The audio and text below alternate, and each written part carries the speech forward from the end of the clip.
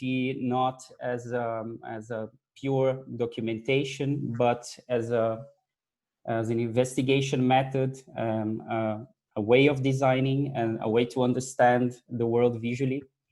And that therefore the image, I see the image as something constructed that actually that is almost like an object of design as well. And with these constructed images and with them in a sequence, you can create concepts and ideas about the city and architecture.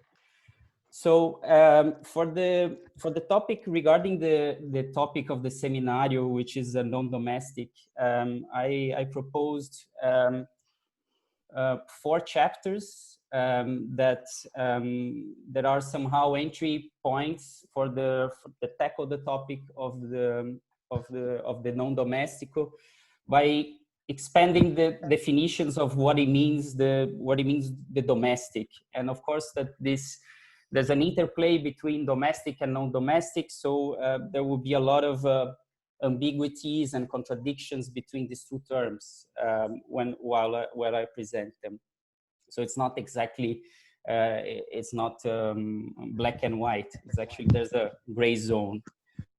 So the first one is a domesticated world, and in this is a collection of images in which the idea is to investigate the human impact on the planet, to see mankind as a geological power and how it changes the ecosystems of the earth.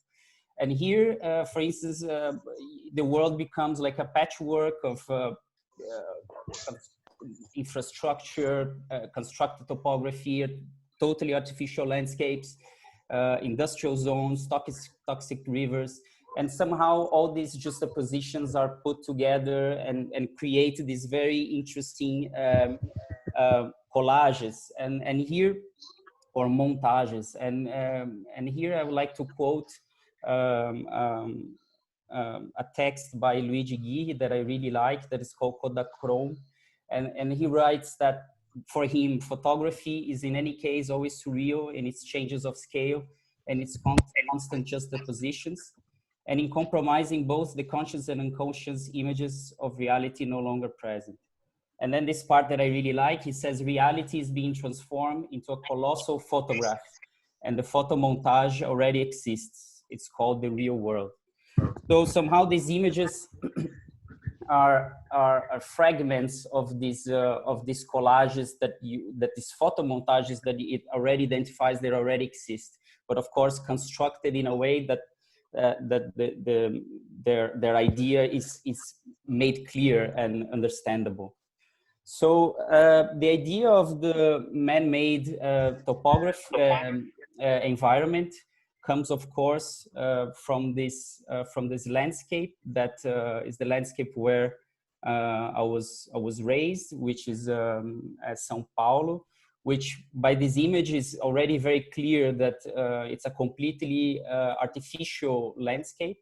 I mean, which is interesting to imagine that this place was actually once a forest, and today this is the image that you see. I mean, somehow that you have this sea of buildings on this artificial ground that in this image somehow is a fragment of this constructed ground. And you see here the how you see these different layers and how this is a knot of different infrastructures. So you see a tunnel, a bus terminal, a bridge, and under of these things, I mean, for those who are São Paulo, you also know that there's a subway and also a river.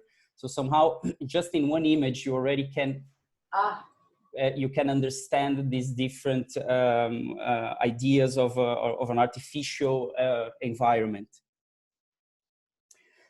Here, another image that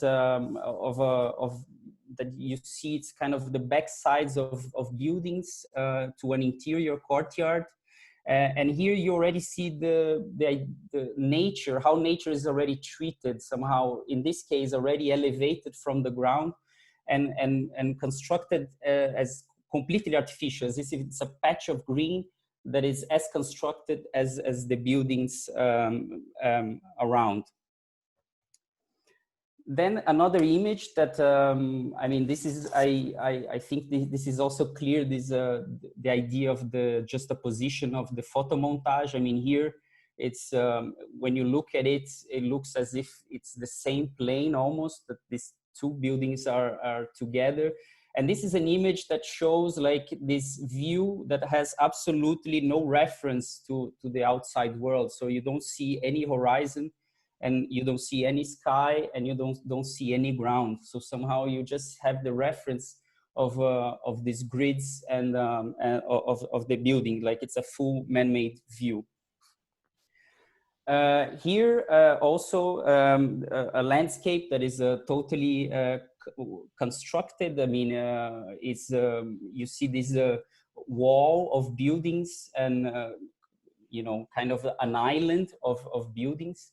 And here also you start to notice the floor, how the floor also has different layers, that is not exactly a line, but it's actually, it has a certain width. This is another image that shows how somehow a different aspect of this constructed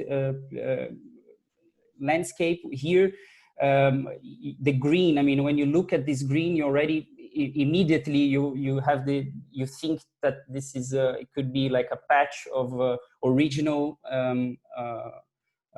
vegetation, but actually is also constructed. Actually, this is by Burle Marx, and Burle Marx had a very clear idea of how to construct. He saw a garden as a constructed project. So also he makes some comparisons with painting. So somehow here, if you like to see this image as a contrast between the green and the building, somehow it's an image that there's absolutely no contrast. They actually part of the same thing, sharing the same characteristics with one another.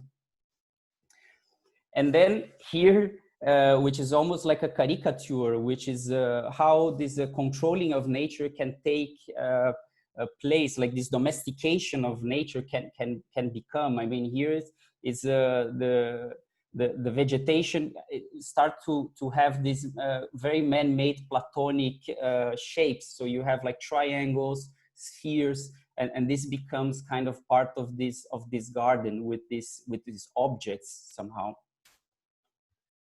And here also an interesting situation, like in which it seems that nature is taking over the building. I mean, the nature goes on, but it's actually actually the other way around. It's also constructed. You know, this is also a created situation. So it's not as if something is going up, but it's actually gardens. And here the same also a situation of a reconstructed forest, but in a very domestic sphere. But with extreme care, that you see that the amount of how this becomes, like each plant has its own vase, and all together they create this vision of what nature should be, and somehow also with an interesting relation with the outside. So somehow it's also as if the domesticity of the place goes to the veranda. Here, an image that is also deceiving. I mean, it's a building that I mean, coming out of the mountain, a mountain that has an entrance here, but this is actually, everything is built. So it's not a mountain. It's actually like a slab that you see the entrance here. You see by some details and how these things pops out from it. Here the same situation, that you have a structure. I mean, this is respirator or ventilators from the subway that they pop out. I mean, in the middle of a garden, and they also becomes as if they are a tree or like also part of this garden. So it's kind of communicating with this underworld. And here also like a more caricature, somehow these are, you could say that these are trees of the Anthropocene, you know, from this, of this time that the human, that human intervention cannot be denied anymore. So here are two trees, basically. I mean, two towers. One is, you can actually see that it's a cell phone tower on the right. And then on the left is also a cell phone tower, but disguised as a fake palm tree. So actually there are factories that produce these fake palm trees that are actually cell phone towers. Here, I think this is also interesting. I mean, this is like also this idea of just a position of two completely different things. And here, this creation of this artificial landscape is not for production industry or anything like that. It's actually for a luxury, for leisure. So, I mean, it's a tennis court in a very harsh environment. So somehow it's an extreme of this, just a position of two different programs together, let's say, or activities, or nature and these constructed things, or everything is constructed. Here, the same of the same topic that you have somehow. I mean, you even lose the sense that it's a tennis court, but you actually see everything, you know, like as one piece. But you have this you know, extreme industry with harbor, and then this this court in the front stage, let's say. Here, there's also an occupation of the natural world, let's say, but it's done like also as a collage, as a photo montage, but here in a much less heavy-handed way. I mean, with these sticks that are very fragile. So somehow it's a fragile intervention, but also very effective in a way that to make it something that can be that is used and taken over. Then the other side of it, that that you have like this how the city arrives to these edges, and here you also have the wrong feeling that the beach is also, it seems that also the beach is read something that is also constructed. So, you know, it's the parking lot and then the beach. So somehow this become this end of this endless urbanization, let's say, that also continues to the sea if you continue the thinking, let's say. And here, so here the contrast is very clear. I mean, that you have like almost that you see this mountain, like small patch of a mountain full of vegetation and trees and other things growing up, being strangled by this asphalt that basically kills everything around and imposes its own order with this line. So somehow it's kind of this very contrast between these two things. And here this act of violence also in the previous image also continues on this one, which is for those that I might identify is the swimming pools of Caesar, but here without the water. So you see also the connection. I mean, how these walls and how they engage with this rock in a way to create something that is that can be used for leisure in the case of the swimming pool. So it's also a way to kind of how to domesticate the ocean somehow for human use.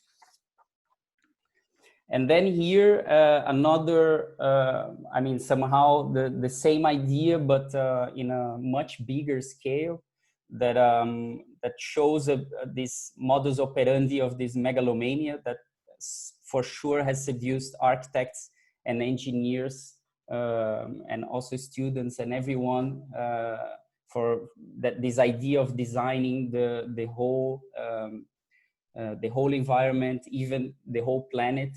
And somehow this picture shows, I mean, if on one hand you can see this as a technical marvel, I mean, to construct a dam in a high mountain, you can also see it as a very problematic, you know, impact on the environment, and how it's also problematic, the manipulation of resources.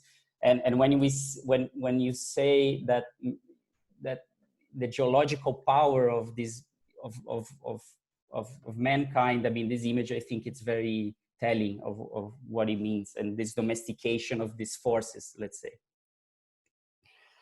This is an image that goes in the same direction, which somehow, I mean, the structure of this structure becomes almost like a 2D image, and the white somehow, it's like as if it's erasing the information of the background, which is where the thing is on top. So somehow I like it because you lose the sense of what it is exactly. You don't know that it's a bridge, but you have this kind of missing information, as if these columns of this structure is actually taking out, clearing out what is actually there. This is also in one side a technical marvel, and also a monstrosity. I mean, this is a constructed river. It's a full channel. I mean, we cannot even call it a river anymore. I mean, it's a constructed channel that became, so somehow it was a way to domesticate a very violent river. And now it became this this image that you see it there. So when I was saying about toxic rivers, somehow this is what comes to mind, and also we have many other examples. And this domestication of the river can also take this other direction, which is if in that one you have that very hardcore image. I mean, this is also a domesticated river. I mean, it's also an artificial channel that recreates like a Venice and becomes kind of cute. So somehow the process that you have in that river also it reproduces here the same situation. Then this image that many people ask me if it's actually a photo montage, but it doesn't really matter. I mean, it is actually it is what it is, but it really appears as a photo montage. It really illustrates that quote of Luigi Ghirri that I was mentioned before. And here you see that even tops of the mountains, I mean, a place that was supposed to be a, you know, somehow a very harsh environment, and many times seen as something sacred, here is somehow conquered in a very almost banal way, you know, by having this kind of hut on top of it, almost 2,000 meters of altitude.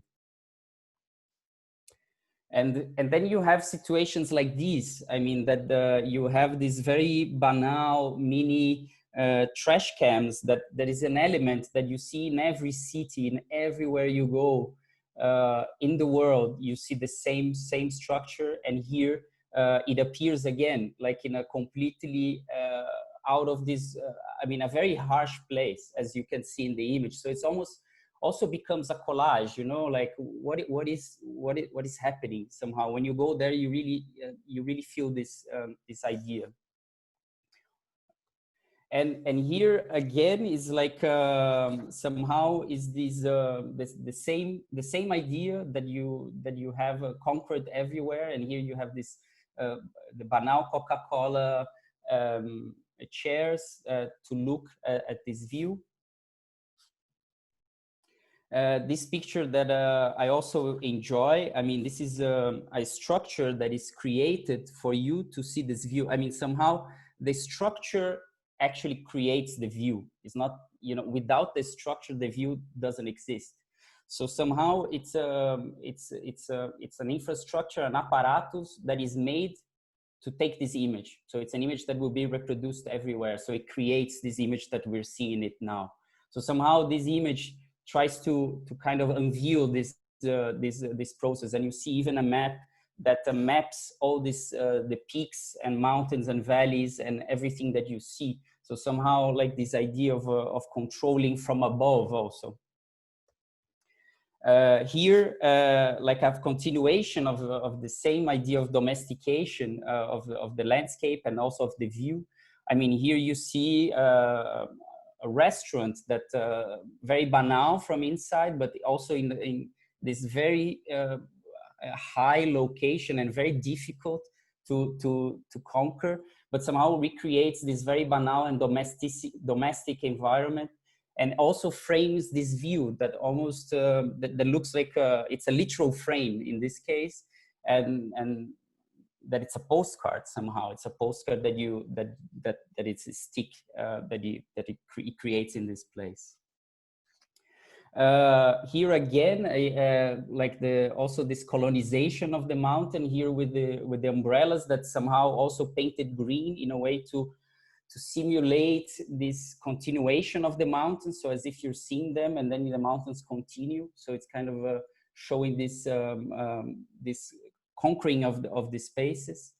And here, literally, I mean, literally the mountain itself is domesticated completely and put inside a building, and in which you can go through. I mean, it becomes almost like a toy that you see all its details and how it works. Even there's a plane in it. So somehow it's a very it's very telling of this topic. And then you have these ones which is kind of the side effects of also of this exploitation and things like that. Here, I mean, it also in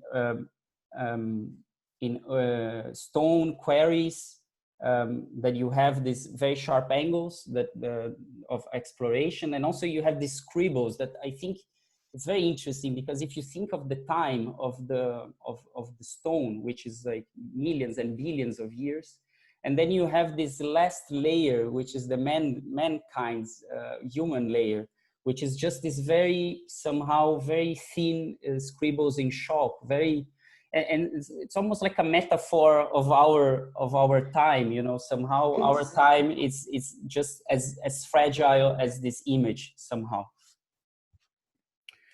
And also another side effect that you have in this of this man-made environment is that you have sometimes images like this that you actually don't know if this is something being constructed or this is something being destructive. So it's a very ambiguous image, and actually shows also this almost eternal process that has been questioned a lot lately of construction and destruction of the city. So you have architects, for instance, like Aton Vassal saying never demolish, you know, as a way to save resources and optimize the cities and how and life.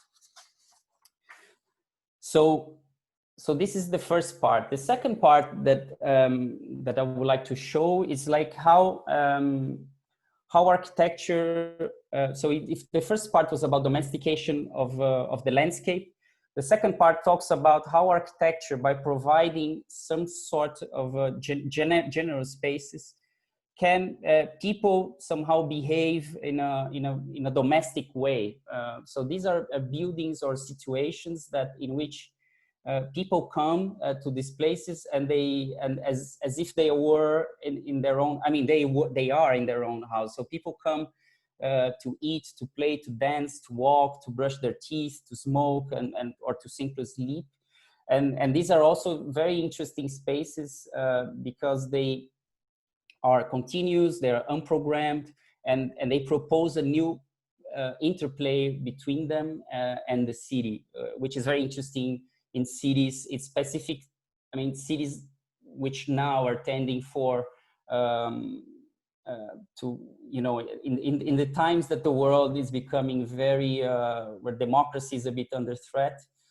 Also, these are spaces that somehow resist and for social injustice and celebrate this collectivity. These are some of these pictures were made as in the context of this exhibition Access for All that Facu mentioned in the beginning for the Architectural Museum. And these images, so for instance, here in Sesc Pompeia by Lina Bobardi, this is a part of this building that is not so well photographed. I mean, it's the back of the famous image. I'll show the famous image next. But you see already how people really take over this so-called nickname beach of this area, and how it becomes a very comfortable place to go. And here, of course, this is the image. I mean, the iconic image of the sports courts and the changing rooms, and you see the factory on the left, and you see how this place is actually appropriated by people every day. So, for instance, these ladies that are here, when I went to photograph, I actually made a mistake with the camera and I lost the whole film. And when I came back, I came back a few weeks later, and they were still there. So they come all the time. So after I start going almost every day to this place, to these buildings, you realize that actually there's like constant users that go there almost for their whole lives. I mean, since they were kids. So they have a very strong connection with the buildings. So somehow they also feel at home in them. Then this one, it's the swimming pool of Sesc 24 de Maio by Paulo Mendes da Rocha. It was inaugurated in 2017. And this also became kind of a new beach in São Paulo that has this very intense use every day by many people. This building has actually 15,000 people per day. Here, the same building that I'm showing, I mean, that actually you can see many of these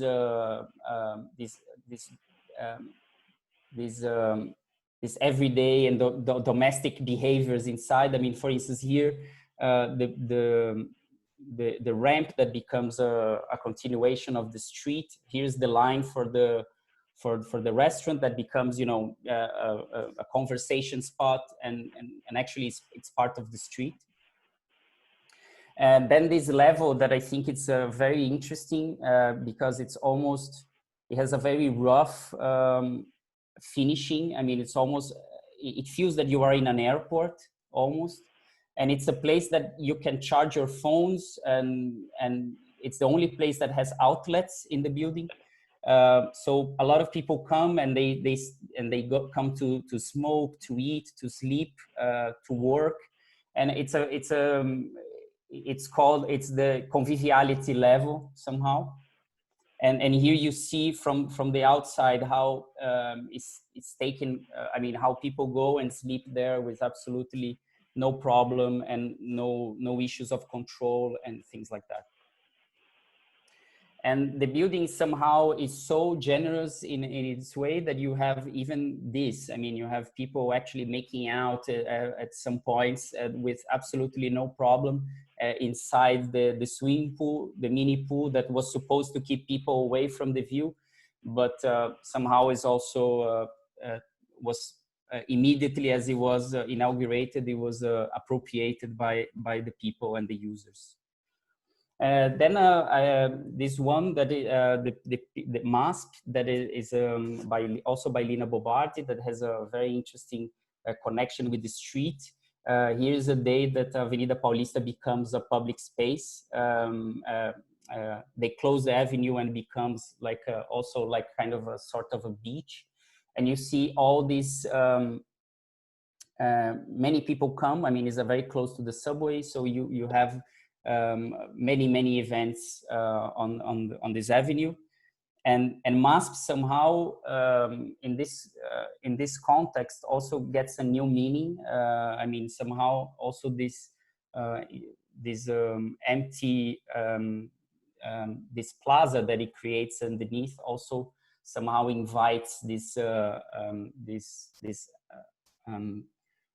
these events that are happening on the street, by actually not having so much going on. But that's what's very interesting. I mean, you can just come with your bike, or you can just also wait for the bus, or protect yourself from the rain, you know. So somehow I think it's interesting. And of course, these places, they also breathe with the city. I mean, they have a rhythm.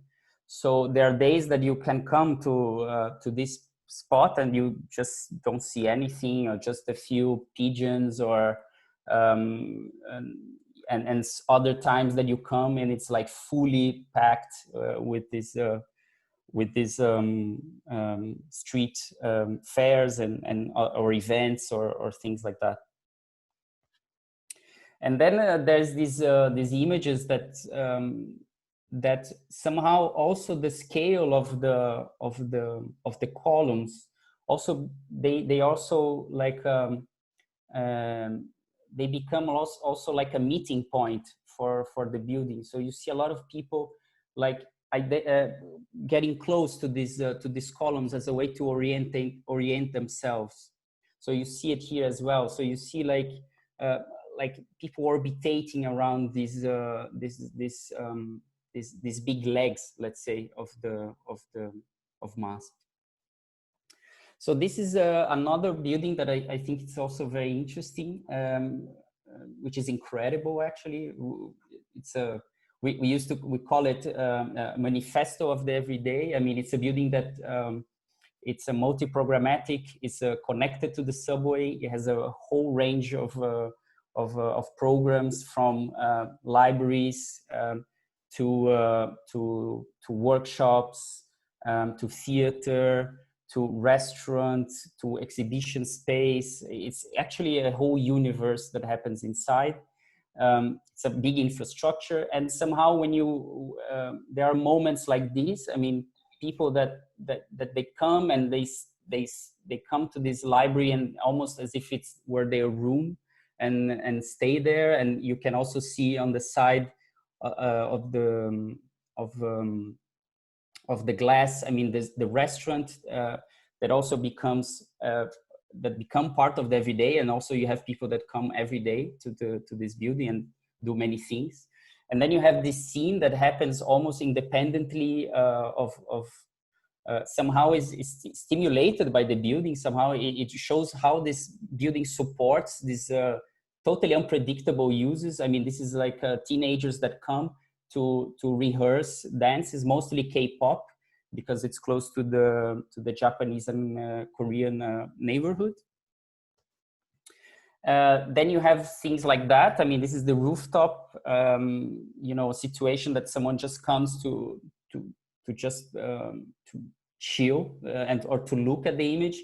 And I like this picture also because it also gives these layers of things. I mean, you're here at a terrace garden, then you see the trees from the street, and then you see the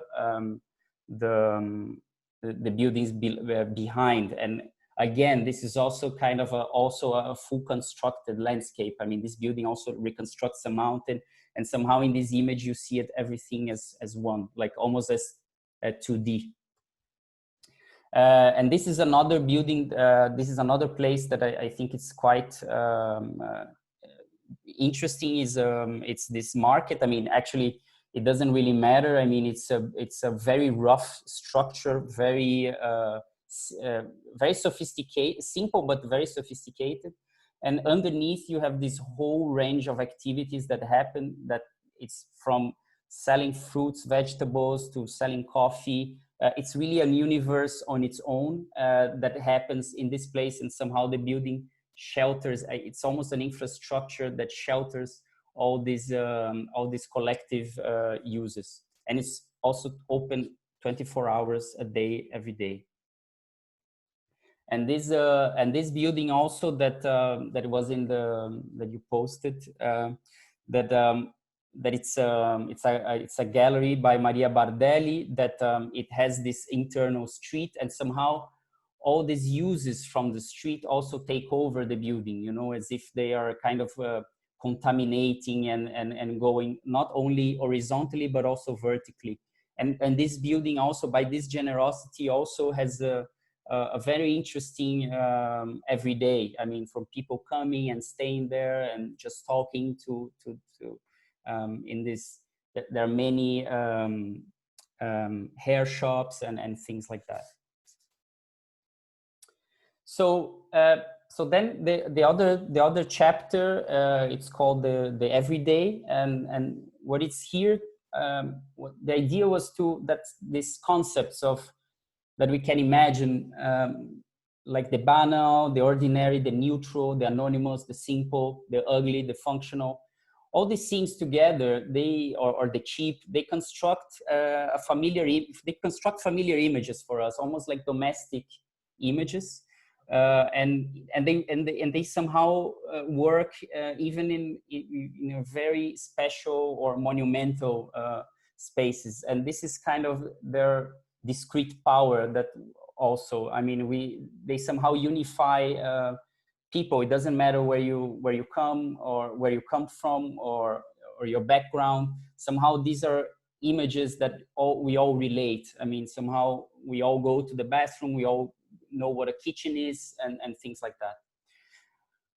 So, I mean, this image that I think it's interesting, this is the I mean, it's a very monumental pilotis. Perhaps it's the most famous pilotis by, I mean, it's the Unité d'Habitation by Le Corbusier. And somehow it's this kind of a public space, semi-public space, let's say, or public space that has a very, very functional use and very domestic, where it's keeping the bikes. So somehow, if we have this image that a place like that would host like programs that are like grand as well, but somehow no, I mean, they just have this very straightforward use, and also very important. This is another one that that I think it's interesting. It's a conflict between this the architecture and the necessities of the everyday. I mean, this is the houses by the Freeman House by Frank Lloyd Wright. That is these houses that mimics a ruin, and somehow in the image you already see that it's also a ruin in its functional, that, you know, you have to kind of bring all these things to make it something possible there. And here also, like how this confrontation between this very iconic architecture, very individual, you know, piece of architecture, and how it really deals with these daily or everyday aspects. Like here, for instance, the entrance that has the gate that is a very banal. I mean, also this thing for the cars, and somehow when you see this building from this perspective, it really changes the reading of it and how it relates with the environment. You even see on the back the Caesar building. So somehow it's a way to put them in confronting with this everyday necessities, let's say. Here the same, I mean, kind of this entrance of this site, that you have a very, very monumental architecture on the back, and with this this kind of maintenance gate, you lose all the scale, and you just see kind of, you know, just the half of it. And here again, like that you have almost like, again, this collage of things. I mean, you have the iconic architecture on the right, then you have the Coca-Cola kiosk on the left, you have the trash can, you have even a saint on top of the kiosk. So somehow the whole scene becomes like a photo montage on its own, creating a completely different reading of what this means, or at least the image forces this different reading of this place, which I think is interesting. Then you have like elements that are very common to us, which are very ordinary and somehow familiar, which is, for instance, the basketball courts, and how this object also changes, but how it also repeats in different situations. So so the first one, as if it's a, you know, like a public court. Here also public, here in a completely different suburban private environment, here also public. And so somehow these are codes that they're very familiar, but very different from each other. If you look them closely, they're very completely different. And here also, like how the everyday can also empty the meaning of places. I mean, this is the Foro Italico, which is a structure by Mussolini that continues to be used in Italy with no problem. I mean, they seem not to have any problem with that. I mean, this is changing now, which is interesting to follow up. But in this image, you see it, you know, at the same time you have these kids, you have all these things that they use for training, and at the same time you have all these paintings, these fascist paintings that somehow they somehow lose their meaning in this context. Here, like a collection of places that also are unlooked at. I mean, these are garage entrances that also have their own codes. I mean, the arrows and these stripes that indicate or the height. So like how these places are designed, and also very important for this for the everyday, and everyone knows them, but somehow never pay so much attention to them. Also spaces like these that are the maintenance spaces that are generally most of the time not accessible, and they are all the infrastructure that makes everything works, and somehow hidden from this daily life. I mean, somehow they are not part of it. We don't realize what they are, where they are. Here, the same. I mean, this is the back of these boxes, these shopping boxes, and you see the back how it's crammed with things, you know. So you have, I mean, if the facade has the outdoor and the front of the store or restaurant of whatever it is, the back side is generally like this, that you have the trash and you know, all these all the wirings, the CCTV, the entrance of the garage, the entrance of the products and things like that. So somehow it's also interesting to see how these places are thought, and how they are also also that they have a certain design, or interesting to look at. Also, they work as a collage as well.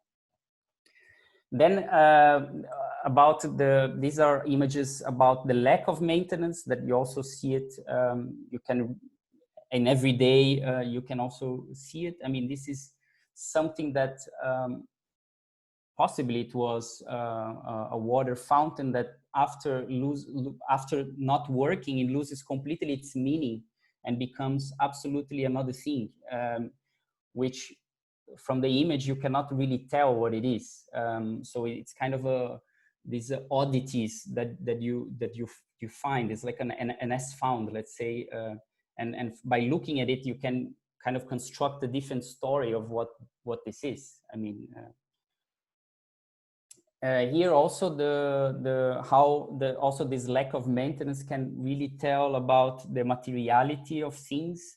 I mean, here is this kind of hits of the sidewalks, and shows that these things are actually not of stone. They're actually this stucco that is falling apart.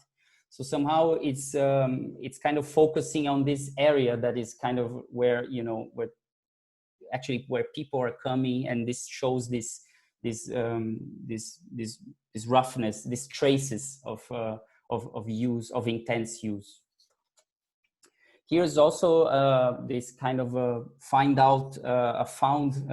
place, like that also show traces of use over time. I mean, that it's also a collage of things. I mean, you don't, I mean, you see things that seem from different times, windows that were closed and becomes kind of a relief. Then you have this roof, and then you have the air conditioning, the leaves. So it's kind of also a ruin, a modern ruin that becomes like a, I mean, you can really retell the story of what this thing is by the image. This is like a series about also showing these just the positions and how they create the corners of cities. So here is like how these things also from different times. I mean, if in the previous image they were like kind of all they were evened out by the white coat of paint. In this way, you can really read what is what. So you really, they are really like collages of things one on top of each other. Here also that you have like this corner being constructed by two buildings, and the ground floor also like having different things happening at the same time. So somehow creating a different feeling of what this corner is. Then you have this other corner that is thought as something very grand and very designed, but as you can see on the image, like over time you have these domesticities from inside actually coming outside and actually completely changing ideas of symmetry and composition. So it creates a completely different situation for this corner. Here, one that I think it's quite interesting also, because it's a highly functional and very highly functional corner that has openings from all the sides, and you have this kind of super graphics showing what they sell inside. So somehow also like a very straightforward design. And here, as if what you sell, I mean, the food becomes itself the architecture and somehow is elevated to something like a sign. And the building itself also highly functional. I mean, with openings in all sides and can work in a very very fast and efficient way. Here's some images that are about the also the entrance of buildings. I mean, how you enter a building. That also you can really tell the story of the connection of the building with the street. You can really tell the condition of the building politically. I mean, this connection, this interplay with the building and society and collectivity. How this relationship is set. So so here, for instance, like a very a collective building that actually the entrance is just a door, like a normal door of an apartment. So somehow there's absolutely no. It's a very banal way of entering a building. In contrast with something like that you would have like almost like a metropolitan stair that would take all these crowds up to your space, and also the stair itself become a space, so it goes beyond the function of the stair. Then you have these things that which are the fire stairs that are also a very banal and very functional program that generally are thought with. We generally think that this is not it's not important, or architects generally tend to think that these are just serving spaces that are not important to think them throughout. And here somehow I think it's interesting because the fire stair is actually like an object which is highly designed and connected to this back of this building. The same here, also here, I mean, also the fire stair also becomes like an element that is that is this object that is part of the building somehow. Then entering the building, you have sometimes spaces like these that these are like semi-domestic spaces, which is, I mean, this is the hall of a building. And I like this picture because it's so, it shows like that it's a bit in between a house and a place that is public. Somehow it has elements of a house disposed in this a bit awkward way. So somehow it's kind of, it makes this transition between the outside and the inside.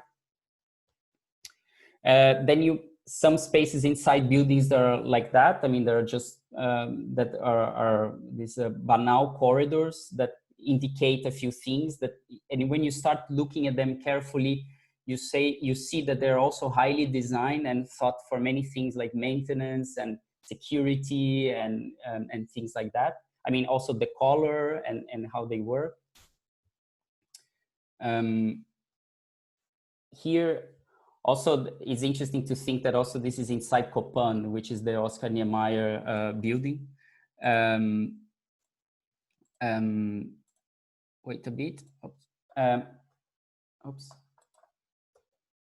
Then the image like that is the image of the poster. That this image, I think it's interesting because it's like as if the inside of the house like contaminates the door, and it's kind of steps out to this corridor to also this kind of semi-domestic space, and somehow becomes something else. I mean, this is a door. It's the only door that is customized in a huge condominium. So somehow it really stands out. Like it's you can imagine, for instance, how the interior of this house could be by just looking at this image. I mean, you can really reconstruct their apartment by just this very small detail, and how it composes with other things like the fire, this maintenance details. I mean, the door ring and the window and everything else. And also the carpet, which is also very important. And here also you have situations like these that I mean, the veranda is actually like kind of a tongue of the apartment that goes out. So somehow people behaving as if they are inside their own houses. I mean, watching TV or just, so it's where the interior of the house communicates with others somehow in these types of spaces. And then you have things like that that I'm also kind of curious about it, that these are like scenographic domesticities. It's a scenographic domestic space. I mean, this is Corbusier's first house, and it's a museum, and somehow it preserves this idea of what the domestic life of this place is. So somehow it's a public building that is like that, is like a house. So somehow it's an interesting image, I think, to think about this scenographic domestic space. Here also, I mean, this is Lina Bobardi's house that is also somehow constructed in a way to as if it sometimes as if it was a house, but it's a construction as well of what this domestic life is. This also, I mean, this is also a space that interesting. I mean, this is the kitchen of Mies van der Rohe Tugendhat, also preserved as a museum. I mean, you can really tell what from the kitchen how it was. I mean, who was working there, and you can see that it was servants, and it's not a place that belongs so much for the highly functional place, but somehow also kind of frozen in time. And then you have also very scenographic kitchens. I mean, for real. I mean, this is a functional of a house that is by John Lautner, and the kitchen is like that. I mean, it's a kitchen that is made to show off, basically. I mean, it's not exactly to use, but it's a kitchen to that is part of the social life of the house. I mean, very different than the other one that is kind of secluded on the back. Then spaces like these that are also spaces from our everyday that connects all of us. I mean, this is the bathroom of of Carlo Molino. And he thought, I mean, the bathroom is thought here. I mean, from the image, you can really see that the bathroom is thought as a place to stay. It's not a place that you just go, do your necessities and go. I mean, he imagined the bathroom as a place like that he would like to spend a lot of time in it. So it has this style, has this kind of a Mediterranean feel, as if it's like Greece when you enter inside. So I think these are, so somehow like these are spaces that generally people tend to think of them as just highly functional. And in this case, I mean, they are highly functional, but they also have a different uses. And then here, an image of a bathroom by Mies van der Rohe that is also highly designed.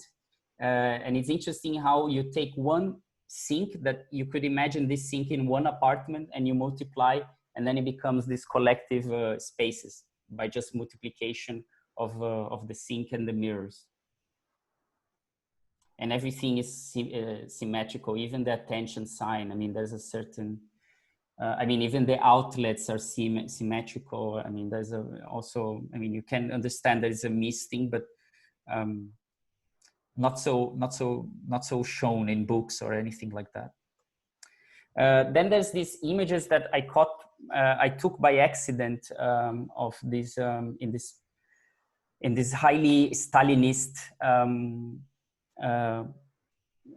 castle, let's say, in Poland. And somehow this image was very important because it shows this, the importance of maintenance of a place like that. Also brings back everything to very simple rituals that we have to, that our buildings have to be kept somehow, otherwise they fall apart. So this image somehow was important because after that, I started to research other images, and I found this one in the archive of ETH here in Zurich. That it's an image of cleaners in the Cathedral of Brasilia, taking care of this building. I mean, you see that there are like drops of water, and investigating a bit this image, which it talks about gender, about labor, about many topics that are generally ignored by architects. I mean, maintenance is a topic that architects don't like to talk about. And Niemeyer himself also didn't like to talk about. I mean, there's a famous sentence by him that he didn't care about when one of his churches were inaugurated in Pampulha, it leaked madly inside to a point that the priest could not hold the mass inside. And Niemeyer himself, he said he didn't care about the leaks, and he said that's how it is, and if the pictures are good, it's fine, you know, and he didn't care. So somehow this picture of Brasilia brings back this idea of how this is something that is not taken into consideration when buildings are designed, or at least, I mean, they should have, but they are not. And then there's this image that that I took also in the inauguration of the Sesc 24, that is like this very easy appropriation of this beach, of this huge collective beach. And this image somehow was very important because these three images, I mean, the images of the maintenance and this image in particular, were the ones that became the idea of creating the topic of the everyday for the Biennale in São Paulo. So by looking at these things, I mean, the topic started to form. I mean, somehow the very ideas that I showed in these images started to fall together.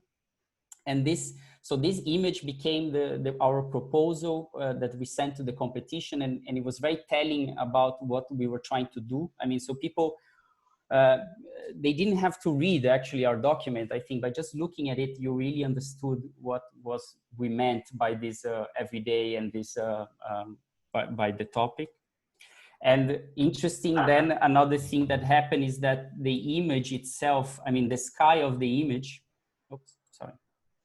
the sky of the image, which is this kind of very polluted São Paulo sky, became the inspiration for this poster of the Biennale that was made by Studio Margem, Studio Campus. So also kind of how the image can also inform other things. And then the images that I showed became how they condensate the topics of the Biennale, which was divided in 3 topics. So we had the everyday stories, everyday resources, and everyday maintenance. So everyday stories was telling the stories of the banal, ordinary, I mean, different stories of queer architecture and things like that. Also stories of violence, stories of racism, inclusivity. Then you have the everyday resources, which is a bit about this Anthropocene, the use of resources, where things come from, how things are made, how, and this image that I showed, I mean, it's similar to that one that I showed in the first part of the presentation, also came back here to this really topic of this domestication of the planet and the impacts that these are causing, climate change and things like that. And then the third one, which is the image of the couple, I mean, not a couple, of the cleaners taking care and cleaning the Nehemiah, an iconic building, like by doing something that is very, very important. And then you have, and then the function of the images become very interesting in this process of the Biennale. Like, for instance, this is an image that was taken during this report of Sesc 24 de Maio. And then this image somehow became the topic of cleaning the glass. I mean, this idea of maintenance, we start to be very aware of these things. And this image specifically actually became the subject that we gave to Andrés Jaque to work about the cleaning of the facade of Sesc 24 in his intervention in our Biennale. So somehow the guy that is cleaning here, we interviewed him. I mean, he's Gerson Santos do Nascimento. And the interview with him generated a whole project about the cleaning of glass, the obsession of cleaning of glass in modern architecture, and a whole discourse that was developed. So somehow the image created the work. Here, the same thing. I mean, this image that was taken in of Sesc's rooftop that shows this celebration of collective life. This also became the assumption for this work by Bruder that creates this vaporization of water from very banal materials. And this picture by Javier that I think is it's a genius picture, because he really it's somehow almost a continuation of this image that he took. So somehow it's almost as if you see that people in that picture moved to the back and they're seeing that now, enjoying this scene. And then this other image that taken from the ground floor that you see all these people waiting and just in this kind of interior plaza of the building. This picture also generated this work that in which that we have this cinema that became the cinema of the downtown, and then you see how people also, how it was appropriated by passers-by that just going through the building and enter the cinema and sleep maybe the whole afternoon. It didn't really matter, but somehow it was interesting how these things communicated with each other, and how the image was the instrument to communicate this idea to the architects and to ourselves, and how we convinced everyone that this thing should be done in this place. And then, of course, all these talks about bathrooms and things like that, and this serving spaces also became the motto to have an intervention in the bathroom of Sesc, which is one of the most used bathrooms I think in São Paulo. I mean, people come to shave and to brush their teeth and to do many things here, to put makeup. And somehow the idea was to take a very ordinary sink and transform into something precious, and that you also see the value of water and everything. This was done by Eli Mosayebi and Amy, from Amy.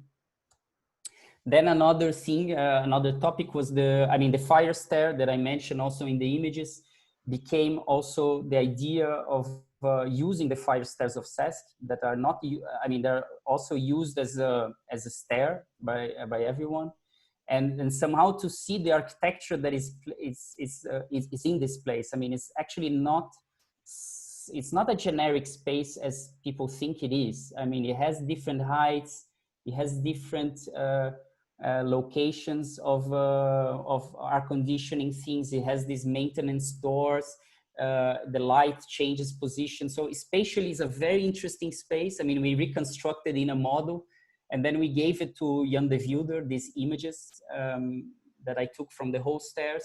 And he developed this work, which is about this maintenance door. He imagined maintenance doors in these stairs and all over the whole building.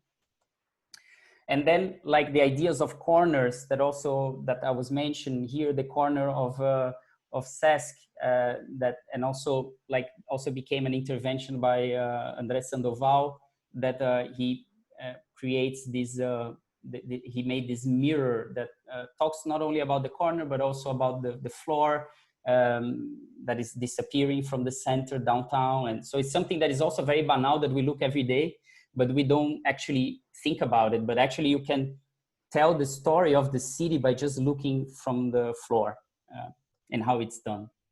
Then there's this image that, I mean, I was talking about the scenographic domestic spaces.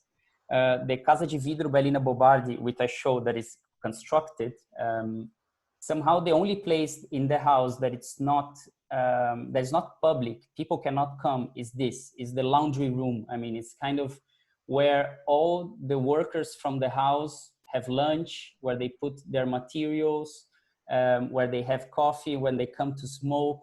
And somehow this space, compared to the house that seemed to be so dead, absolutely no life.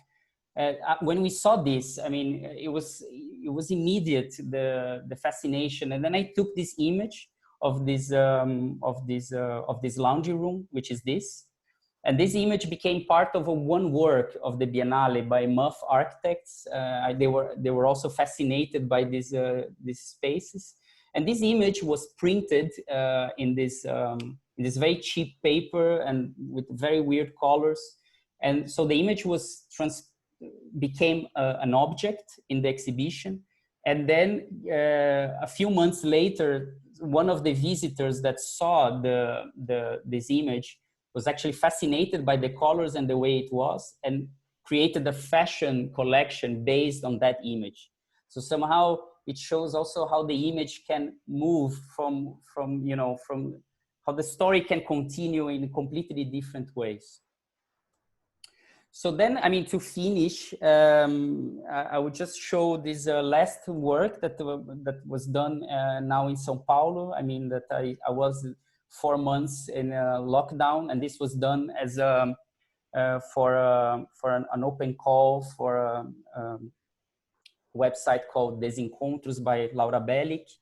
And so the idea was to, the topic was about mapping, and my idea was to construct, to trace all the humans and non-humans that I could see from the window that I had in São Paulo. So these are fragments that I collected over 4 months of these everyday scenes. And it's interesting because different than Europe, the apartments are really far from each other. So somehow it's not that you have the common courtyard or this very picturesque images that we had of the guys singing the opera in the veranda. You don't have that. So somehow my connection with the neighbors was actually done by a binocular attached to the camera. So with this, I was kind of following the daily rituals of everyone that was around me. And then with this collection of images, you start to read from this very simple, everyday domestic scenes. You start to read like bigger topics that was rising during these times. That was, one of them was who has the right to stay at home, who works. And you see here, for instance, the cleaner of the windows, that is the domestic worker next to someone suntanning, or someone that is delivering food next to someone having yoga or doing home office.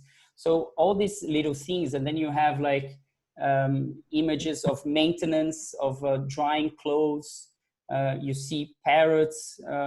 So all of these things construct like a completely different image of what that view, of what the meaning of this view. And so somehow, so you see it here, I mean, more closely, how they work. So you see the images with the binocular. You know, you have like peep things of like people naked, or and scenes of this guy on the rooftop dancing from time to time, and then at the same time you see the nanny, that is the black nanny women that has to take care of the child. You have then oops,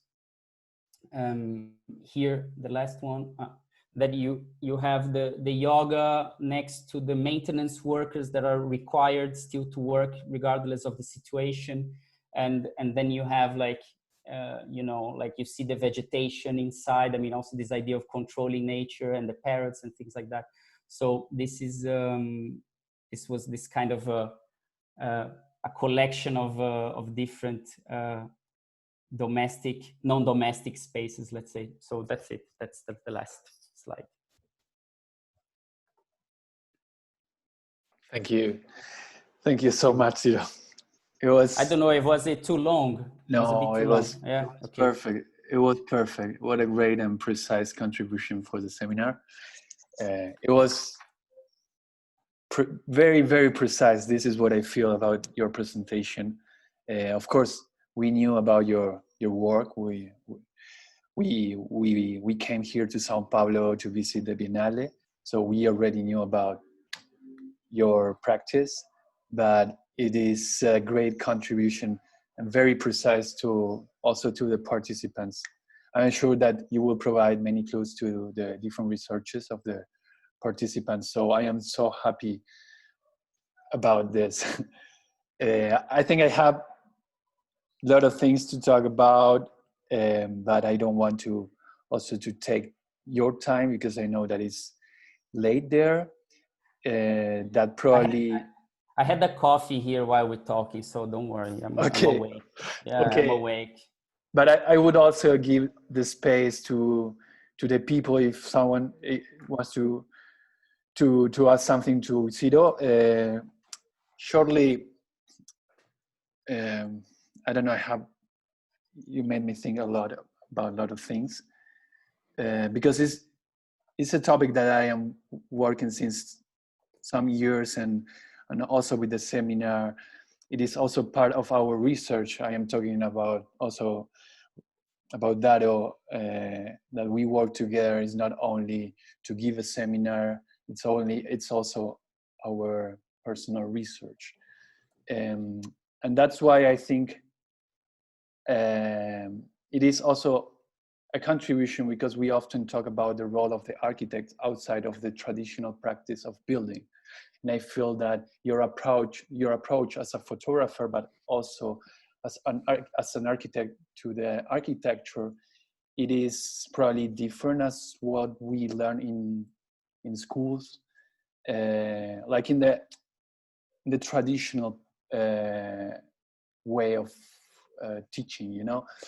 But I feel that this is very important in the seminar to discuss about the role of the architect. And I think your conversation today, it is very important, probably for the seminar, you know. We also talk about to train our vision, our gaze in the city. It's a fundamental point of the seminar. And in your case, I feel that you are a foreigner who is amazed by cities all the time, even when you are in your city, because you are very deep in the things that you decide to shut, you know. And one of the things that it come to my mind is what is the role, like what role does the photography medium, like the media that you use, in your photo essay? Like, because I can imagine that you work with pocket cameras as well. So do you think that it is a way to get into the domestic life through the photography when you decide to use different cameras, for example? You mean about the last work or in general? No, What I do you mean mean? in general. I said, probably I said the essay as a big essay. Yeah. I don't know. Yeah. Well, yeah. I mean the technical side of it. I think that there are different ways of approaching. I mean, sometimes the pictures are with a large format camera. That it's a camera that is interesting because you can really focus. I mean, the range of the camera is very big, so you can even find these micro stories that you don't even know that it was there when you took the image, which I think is interesting. But somehow it's a more like iconic way of depicting architecture of cities. You know, it takes a long time, and so it's very different. I think that when you have something that is like a small camera or something that you can carry and you can just take pictures as you please, let's say. So somehow, I mean, for that work of the beauty of the second one that I showed, I mean, I had two cameras. I had one that it was for traditional architectural photography, let's say, that is like showing the icon somehow. Of course, not exactly like that, but then I had also a small camera that was the way that how to kind of tell these other stories somehow, that like how to get these alternative stories to the main narrative. I mean, the main narrative, somehow everyone knows what it is. You know, we all seen this, because I also feel that the pictures, the pictures we take always relate to previous pictures that were taken before or images that we already have in our minds. So everything you do relates to this sequence of things. But somehow I'm also interested in like these alternative readings of architecture somehow, that maybe the stories come to the front and the cities and everything comes to the back. I don't know. In that case. Yeah. Another thing that I wrote about your target is like when you said domestic life as a collective resistance of what is called progress, for example. You know, like what is the domestic life? What is the impact of the domestic life in the way how we discover cities or architecture? And then you mentioned some words, that the anonymous, the ordinary, the banal. That it is also, there are some terms that Scott Brown and Venturi, they also use it in many texts to talk about the city, but from the daily perspective of the city. And this is something that we also discuss in the seminar. What is our position as architects, or there are some people that they are not architects also in the, but what is our position as a citizen within this city and the architecture? And I feel that many times the plan, the project, or the hard practice of the architecture or urbanism, it provokes a gap or distance between the minimal, the palpable, the collective, the real, or the banal, or the ordinary. And I think also your position, I would like to know more or less, you know, we know more or less how is your position, but I would like to hear from you, what is your position as an architect within the architecture and the city? Mm-hmm. Yeah, I mean, this is it's a good question. I think that I think there are many things. I think, I mean, you mentioned I think that the architecture somehow oscillates between the megalomania and powerlessness, you know, between being very heavy-handed and being very vulnerable. So you have this very different spectrum of the practice. I mean, so you have very dramatic and very strong projects. I mean, Brasilia, for instance, or you know, the desert cities in Egypt. I mean, all these projects, they have something in common, which is they're very violent in the way that they are made. You know, they really tear things apart, and they have like big intervention. I mean, they're really megalomaniac, you know, in a way, you know, in everything that it means. And at the same time, you have the other things, which are the projects that are like the banal and ordinary. There are projects that are more, I mean, they're more vulnerable, they're more fragile, but not necessarily not powerful. I mean, because they also have a very strong a position in a very ethical position to the world somehow. If all architects dream of leaving something as a trace of their work, and you know, you have a whole range of architects that are not so interested in that. You know, they're interested in other things and what their buildings can generate and things like that. So I mean, when I mentioned the never demolish of Lacaton Vassalo, I think it's also a very powerful statement that that you have something like that, or architects that are working with very simple materials, simple details, like ordinary things, like creating this kind of very neutral environments that somehow can support incredible programs. So it's not. So I feel that there's a, I mean, I think that we are all, as architects, I think that we oscillate between these two things. Of course, we love the pyramids. Of course, we love the Colossus of Rhodes. And I mean, these images are very seducing. And we, you know, when we see a dam or, the Venice or all these things that are like technical marvels, we're all very fascinated by it. I'm also, I mean, I love looking at these things, and I show in the images also that I oscillate between these two things. I mean, if I look at the dam made in concrete in the top of the mountain, I mean, this is something that it interests me, but also the cheap pavilion that is abandoned somewhere in the desert and nobody cares. I mean, so somehow, I mean, it's kind of this collage of the world that we live, and I think that we have these two things. And I feel that when you said about Venturi and Scott Brown, I think that I think it's interesting because architects have collaborated with photographers very closely for a long time. So, for instance, Denise Scott Brown and Robert Venturi with Ed Ruscha is one, of course. Then you have the Smithsons that also were taking pictures themselves. Then you have until now, I mean, that you have like Caruso St. John working with Thomas Demand.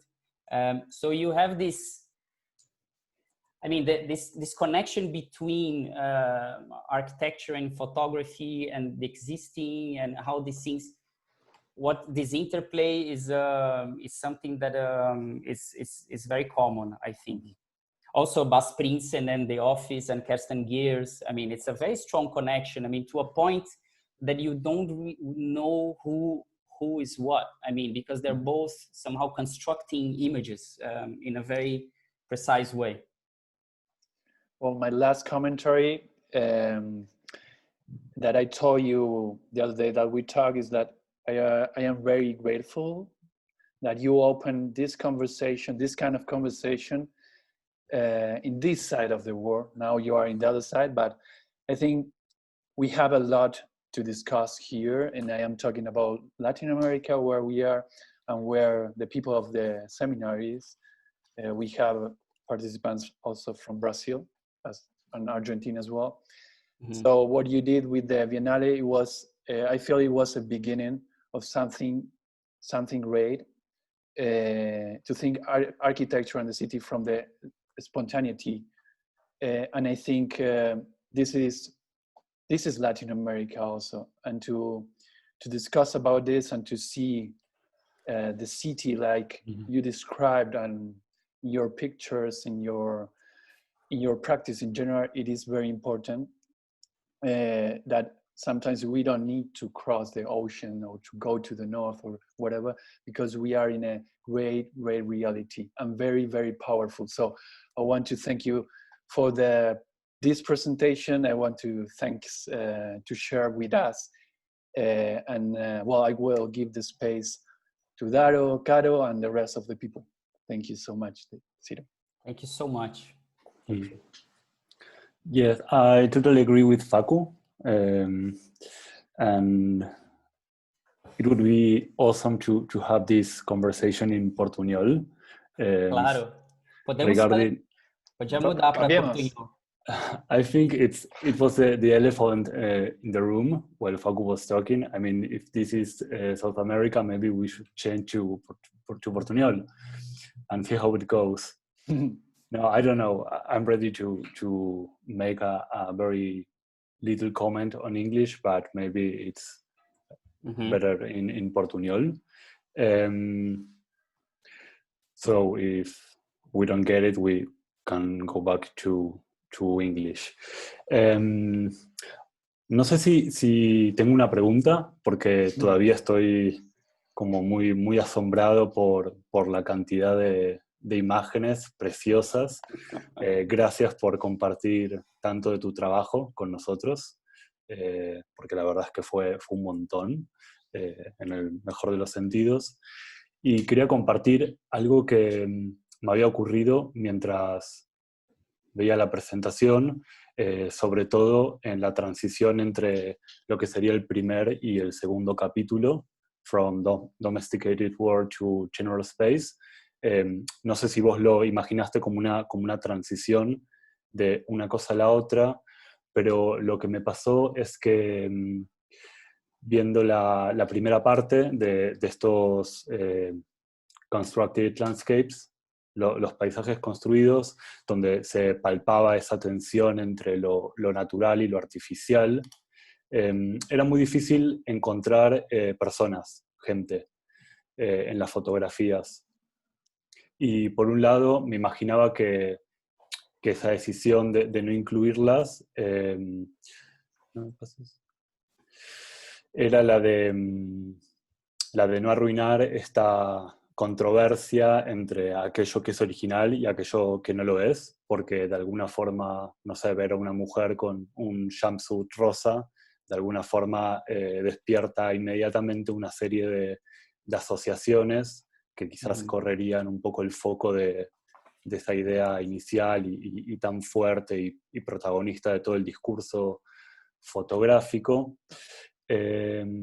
Y después, cuando avanzaba sobre la segunda imagen, no solo aparecían personas, sino que las personas inundaban los espacios. Y me dio como una sensación como de esperanza, de un nuevo comienzo, aún en casos donde se trata de arquitecturas, bueno, no antiguas, pero que tienen por lo menos 50 años. Y bueno, entonces creo que la pregunta es un poco acerca del rol de las personas tanto en la fotografía como en los espacios en sí mismos, y cómo estos espacios pueden ser protegidos y no dados por sentado. No sé si se entendió en español. Sim. Não, entendi. Eu vou responder em português, um pouco português. Dale, de una. Eu acho que, bom, essa pergunta é excelente. Onde estão as pessoas, né? Você pode dizer, em relação a algumas perguntas da primeira parte. Eu acho que a primeira parte, as pessoas estão todas presentes, assim, somos todos nós. Eu acho que a primeira parte é uma expressão da coletividade quase planetária, como o mundo está sendo construído. E os traços estão nas pequenas coisas, talvez na marca do estacionamento, no carro, ou no tamanho do degrau da escada, da escaleira, né? Eu estou tentando lembrar das imagens, mas a escala está lá, mas de uma outra forma. É claro que as fotos também têm uma certa... Isso é proposital, delas também terem uma certa falta de escala. Então, quando você vê aquela imagem de você só ver edifício, a escala está lá pela janela, mas é claro que qual é o tamanho daquilo exatamente, não dá para saber. Mas é um pouco uma provocação também de tentar entender que a imagem produz essa discussão do que significa esse planeta construído, assim, quais os limites desse progresso, né? Para onde a gente está indo, o que está acontecendo. Eu acho que as outras imagens, eu acho que é exatamente o que você disse. Eu acho que tem uma certa esperança mesmo, porque também são edifícios que são extremamente hardcore, né? Assim, eles são infraestruturas também, eles não são delicados, eles são edifícios que também constroem topografias artificiais, constroem o Centro Cultural São Paulo, que é uma montanha construída. Eles têm eles configuram um pouco esse espaço que eu acho que eu chamei de espaços de resistência, que realmente eles suportam essa vida cotidiana, doméstica, que as pessoas vão e se sentem à vontade e se sentem livres de fazer o que quiser, sem exatamente ter... por exemplo, o Centro Cultural São Paulo, você tem... nesses tempos sombrios, assim, pode-se dizer, quando você iria no Centro Cultural São Paulo e via aquelas crianças dançando K-pop, dançando de qualquer jeito, enfim, aquilo dava uma certa esperança para o futuro, porque aquilo é um ambiente totalmente diverso, você tem de tudo naquele mesmo espaço. E eu acho que esses projetos em São Paulo, eles compartilham dessa característica. Assim, é realmente uma celebração da coletividade, assim. Então, desde o MASP, o Centro Cultural São Paulo, o SESC, todos os SESCs, na verdade, que são edifícios que promovem esse uso tão assim, são edifícios que fazem muita coisa, eles têm muita coisa que acontece neles, e isso e às vezes é só uma cobertura que também permite você ter muitas coisas. Mas eu acho que é interessante a sua pergunta, porque eu acho que a arquitetura participa dessa construção do meio ambiente. Enfim, a cidade é uma construção. Então, assim, se por um lado tem essa questão que é um pouco para onde a gente está indo, por outro lado, você tem, claro, todas essas oportunidades que surgem. Certamente. Acho que não é nenhuma coisa, acho que são as duas coisas ao mesmo tempo. Mas é interessante essa transição.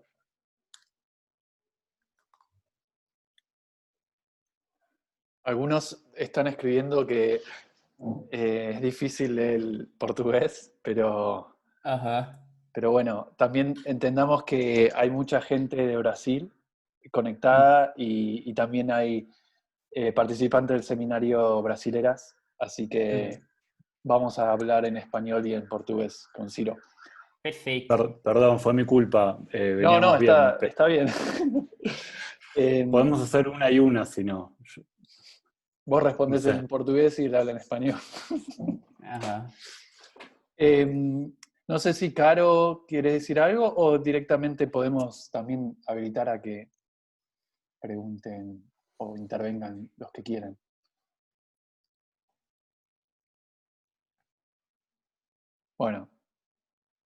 Bueno, abrimos como el micrófono para los que quieran comentar algo. Sí, también los invitamos a encender sus cámaras, así la conversación es un poco más fluida y real. A Mari.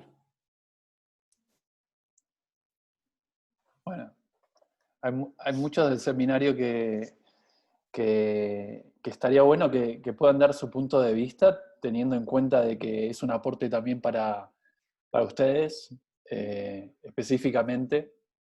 Y aprovechemos también que lo tenemos a Ciro, que es tarde para él, así que también tratémoslo de hacer ágil para él. A ver, Joao, ¿habilitaste tu micrófono?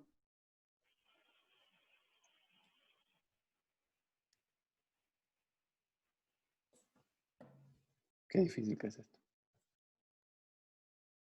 No. Bueno, no sé, si alguien quiere decir algo, aproveche, díganos.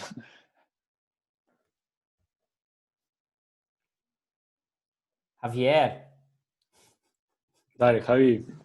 Ciro, querido, fue muy linda la presentación. No quería empezar a hablar sin dejar lugar a los participantes del taller. Fue muy lindo poder escucharte, la verdad que estuvo muy bueno. Te quería hacer una pregunta un poco picante, porque hoy mostraste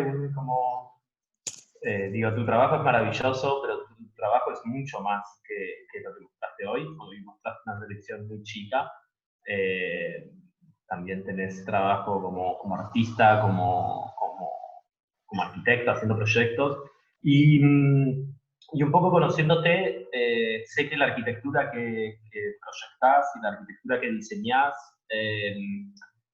es una arquitectura bastante rígida, bastante relacionada con la tecnología, bastante por fuera de todas las imágenes que vimos hoy. Y a ver, y ahí hay como una ambigüedad que es muy obvia entre la pulcritud de la arquitectura que has diseñado y la suciedad de las imágenes y cómo incluís lo ordinario. Pero después cuando con Facu y vos mencionabas esta idea de las duplas, de fotógrafos que trabajan con arquitectos, me quedé pensando que en general los arquitectos que trabajan con fotógrafos suelen tener un proyecto de fondo, suele haber como un lugar al que quieren llegar como arquitectos. Cuando sea el caso de Denise Scott Brown, o sea el caso de los Smithson, documentando las calles de Londres, siempre hay después como una vuelta al proyecto de arquitectura. Y en ese sentido, sí, quería preguntarte qué pensabas. Un poco Facu ya te lo preguntó, como cuál era tu postura como arquitecto. Pero también me quedé pensando si pensás que hay un riesgo de que esta mirada a lo banal y a lo ordinario, si no tiene un proyecto por detrás, se vuelve una mirada ordinaria y banal al mismo tiempo. De la misma manera que la pobreza y la precariedad, por ejemplo, en la arquitectura se mira mucho y cuando no tiene un proyecto por detrás se vuelve una estetización simplemente. Pergunta picante mesmo. Eu acho que tem uma diferença, que eu acho que a fotografia não está a serviço da arquitetura. Eu acho que a fotografia é o projeto. Então, na verdade, eu penso a fotografia como design, na verdade. É uma fotografia que é construída, ela é feita, ela é manipulada em todos os sentidos. Então, assim, se por um lado você pode ter uma colagem, que realmente é uma colagem, a foto também funciona da mesma forma. E você, quando tira a foto, quando faz a composição, quando escolhe o filme, quando muda a pós-produção, quando imprime, tudo isso são pequenas manipulações de design e que você vai constrói esse objeto quase, que é essa imagem. Então, eu acho que eu não acho que a fotografia precisa levar a um projeto uma outra coisa. E eu acho que ela pode adquirir uma vida própria, como eu estava tentando mostrar na Bienal, que, enfim, aquilo pode dar pode virar aquilo, mas também pode virar outra coisa, ou pode ser sempre aquilo. Então, eu tendo a entender a arquitetura, a fotografia como também um projeto de design, eu acho, e não necessariamente algo que precisa, que é sempre recessivo na arquitetura, né? Porque parece que o arquiteto que acha o fotógrafo captura esses olhares, e aí eu acho que tem muito problema, como você disse, essa estetização e tal. E isso como se diz,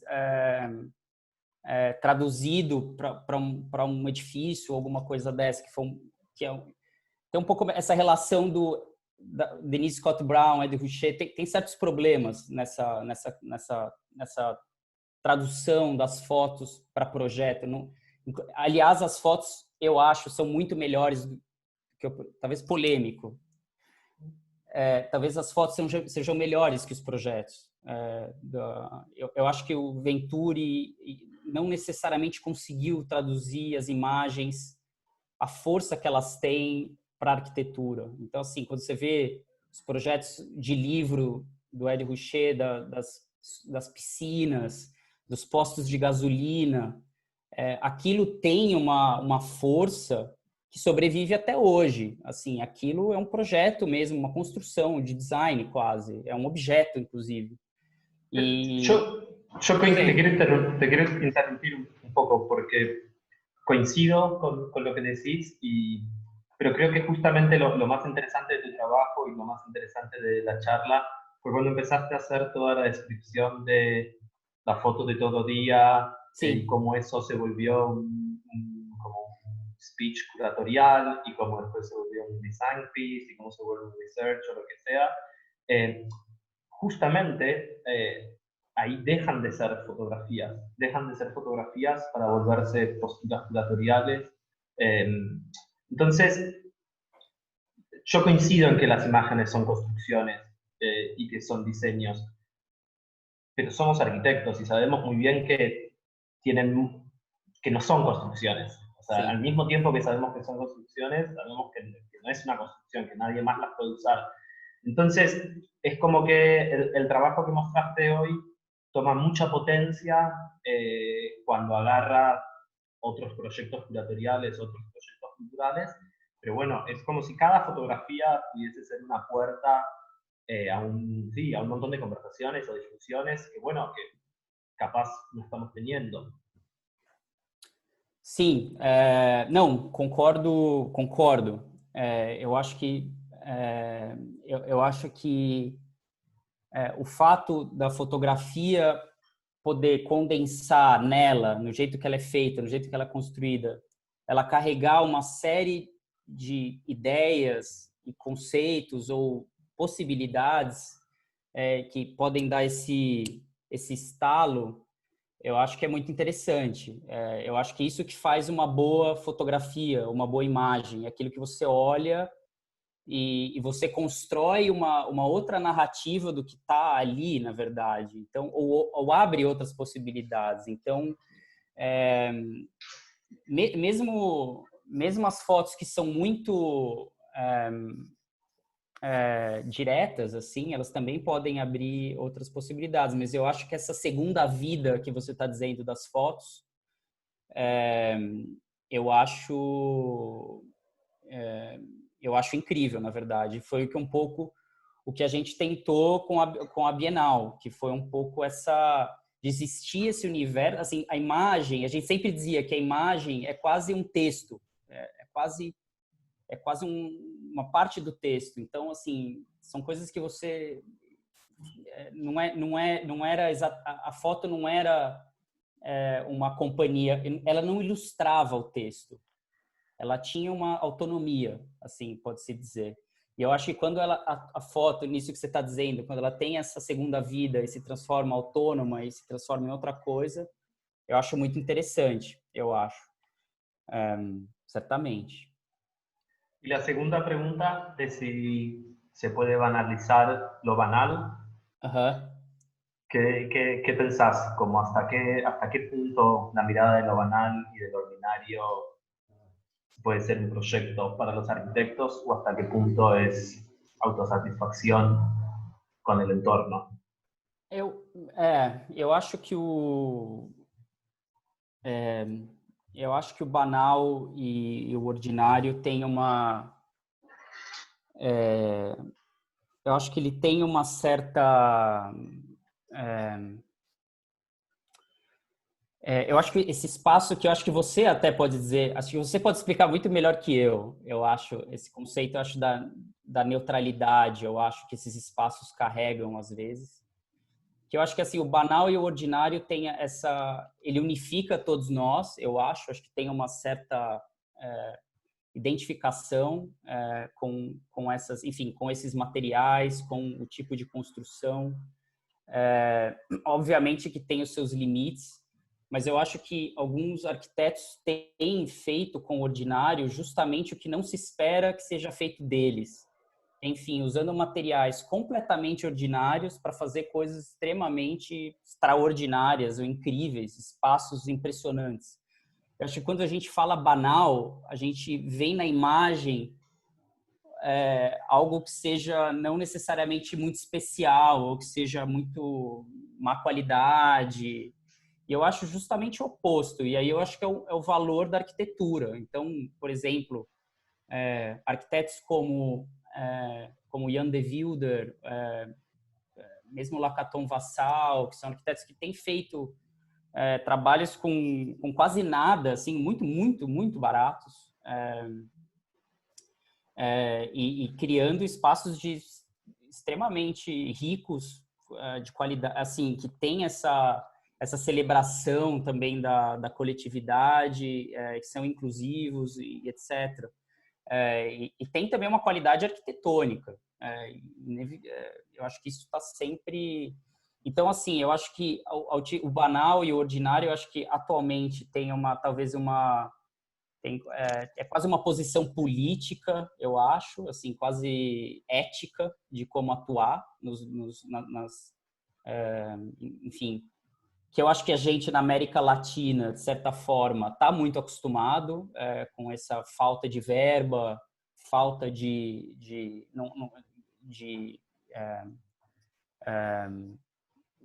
não são projetos mega ou nada disso. Assim, a gente como arquiteto, pelo menos que a gente conhece, ou próximo, sempre viveu um pouco nessa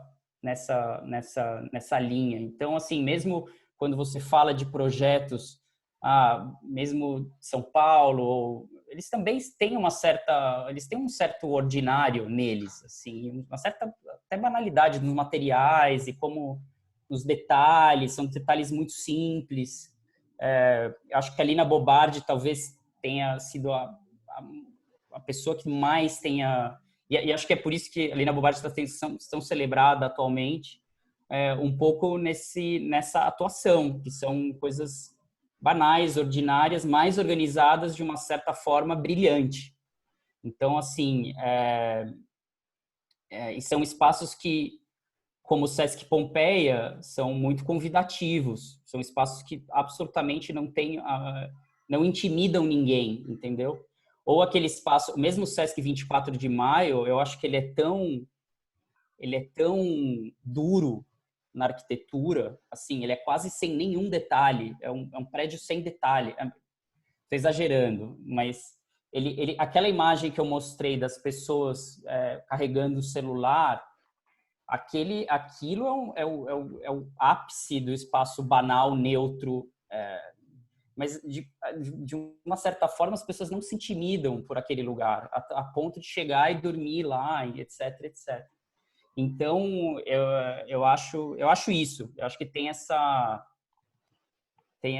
duas coisas. Mais que duas coisas, mas enfim. Creo que es una frase muy linda la que dijiste de organizar lo banal de manera maravillosa.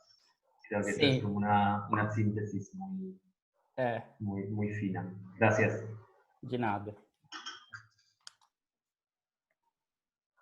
Creo que Javi también abrió las puertas para seguir con la conversación de ¿cuál es el aporte del arquitecto con la arquitectura y la ciudad? ¿Cuáles son los diferentes aportes o cuáles pueden ser nuestras respuestas como arquitectos sobre lo construido y sobre lo no construido también? Que es algo que nos interesa también desde el seminario, pensar lo no construido. Quizás el tópico del seminario trata sobre lo banal, lo doméstico, y también tu presentación fue orientada, lo cual te agradecemos, porque por eso la contribución fue muy precisa.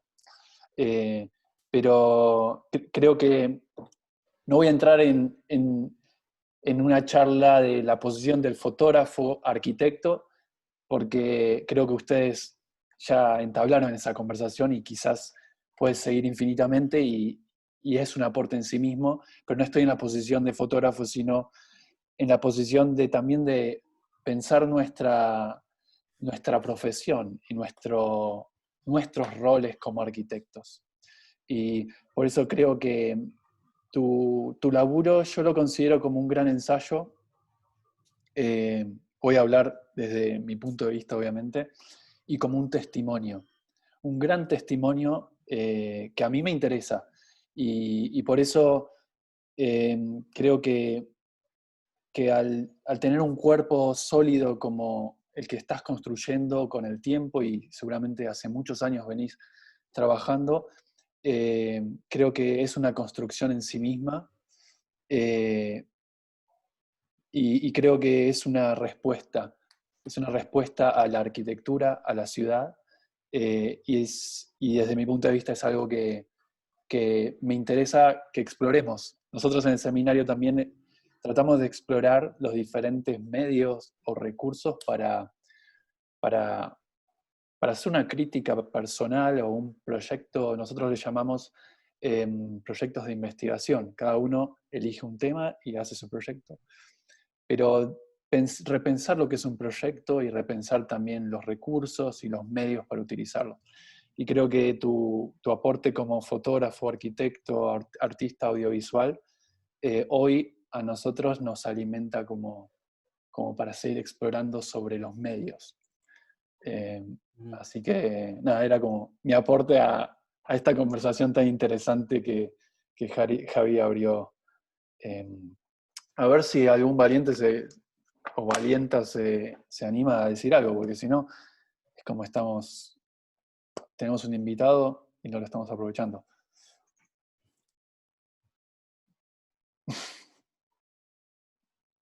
Te le escapaste a la banalización de lo banal, Facu, ¿eh?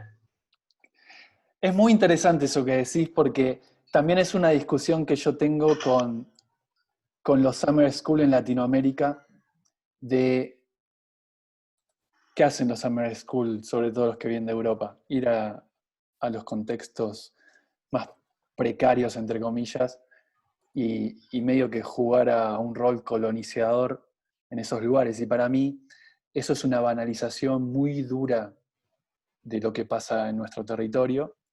Y es muy interesante ser objetivo y saber la posición que tomamos respecto a los temas para no banalizar no solamente lo banal, sino cualquier cosa.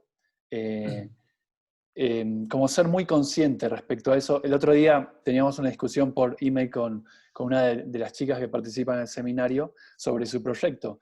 Y creo que sentar muy bien las bases de la crítica y de nosotros como críticos o proyectistas es muy importante para que no pase eso.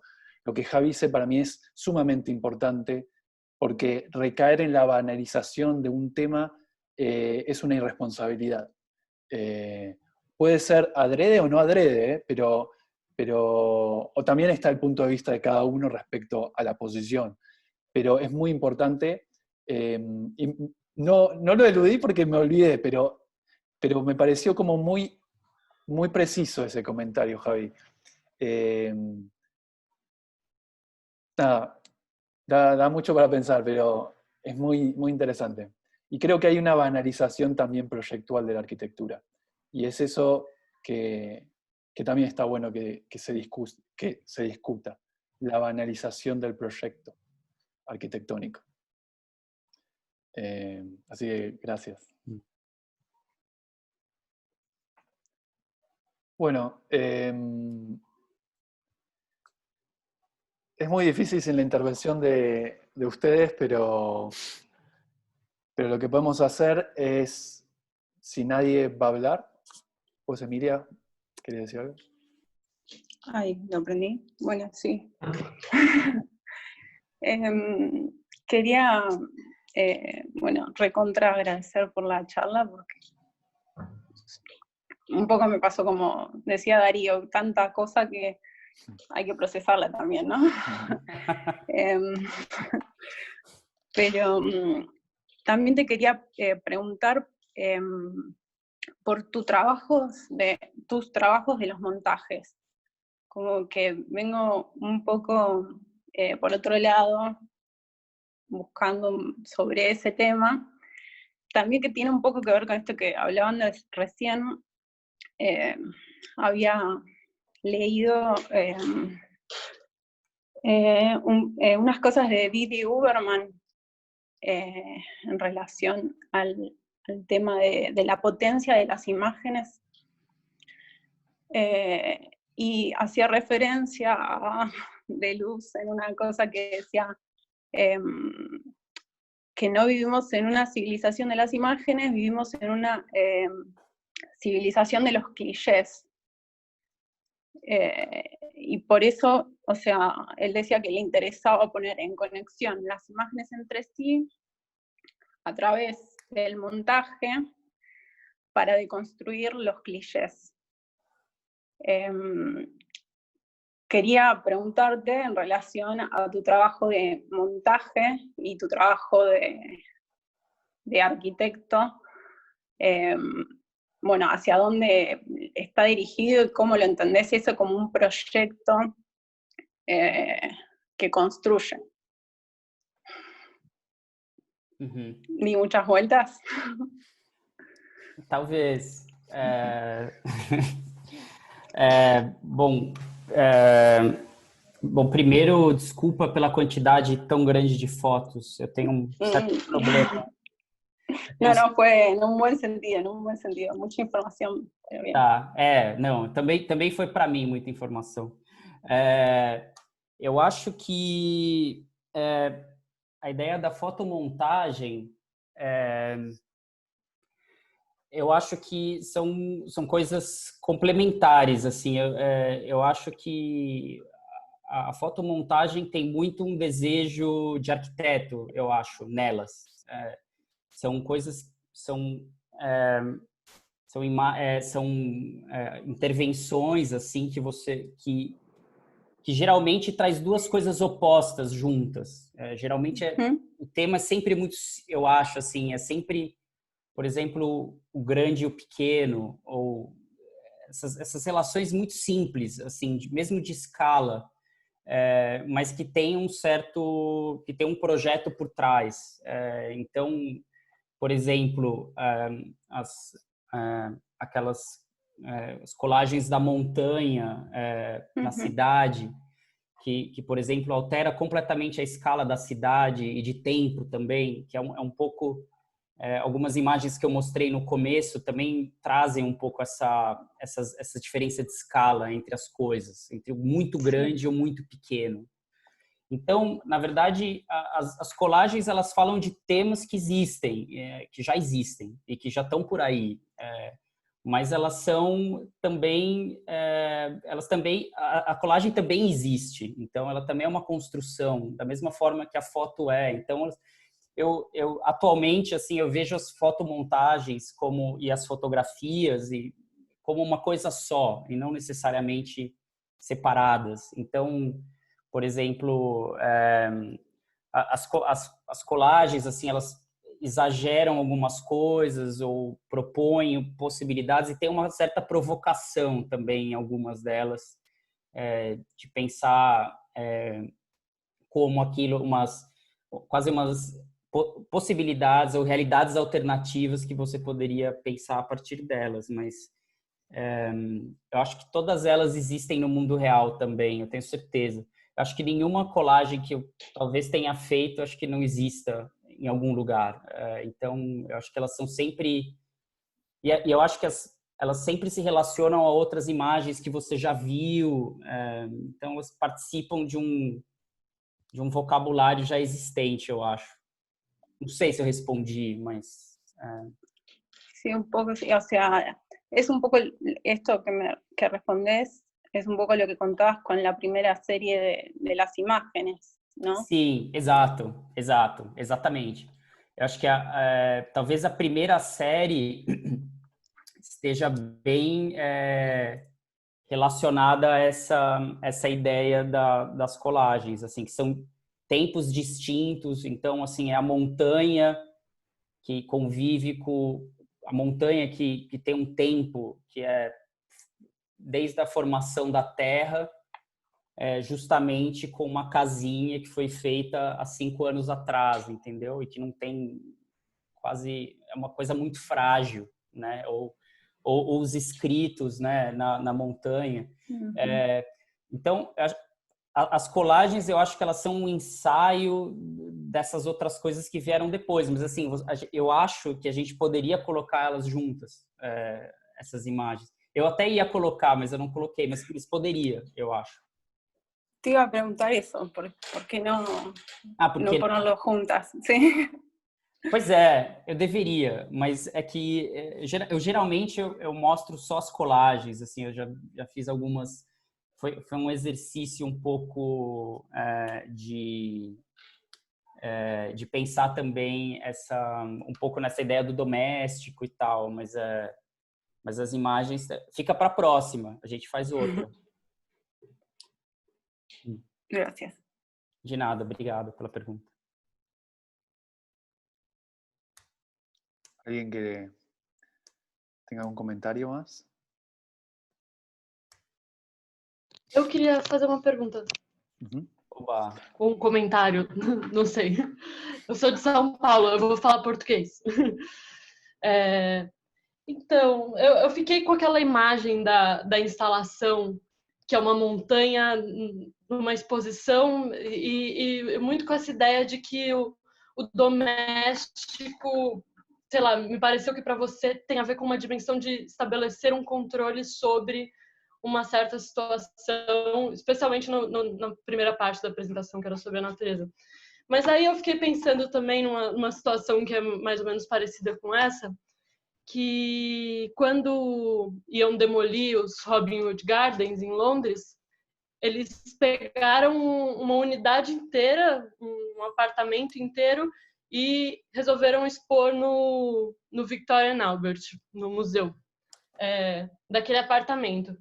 Daí eu fiquei pensando, existem esferas da domesticação, né? A domesticação do que já é doméstico, ou seja, aquilo era um apartamento, eles pegam aquele fragmento e colocam no museu para que as pessoas vejam e percorram.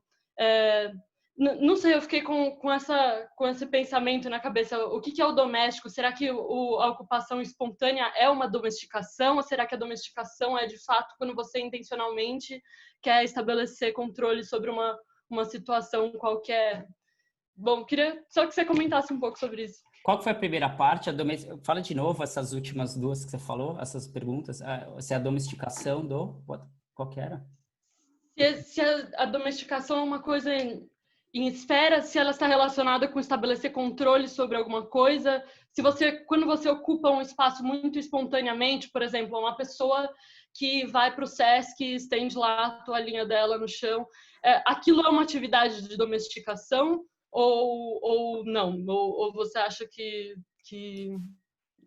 não tem a ver, que não sei lá. Não, eu entendi. Não, eu acho que são... Eu fiquei interessado com essas duas possibilidades mesmo da palavra, assim. Essas fotos que eu coloquei um pouco também como uma forma de entender o que significam essas coisas, assim.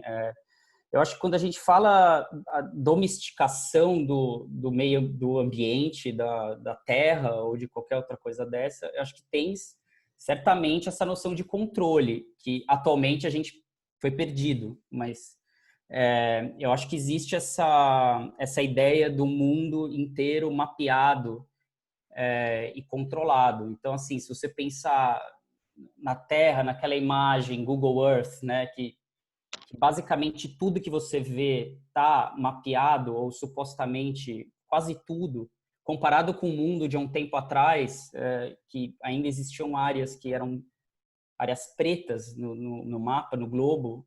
Atualmente, não. Eu acho que existe, então, essa ideia da domesticação de tudo, de todos os lugares da Terra serem alcançáveis. Tem um diagrama inclusive está aqui, eu vou mostrar.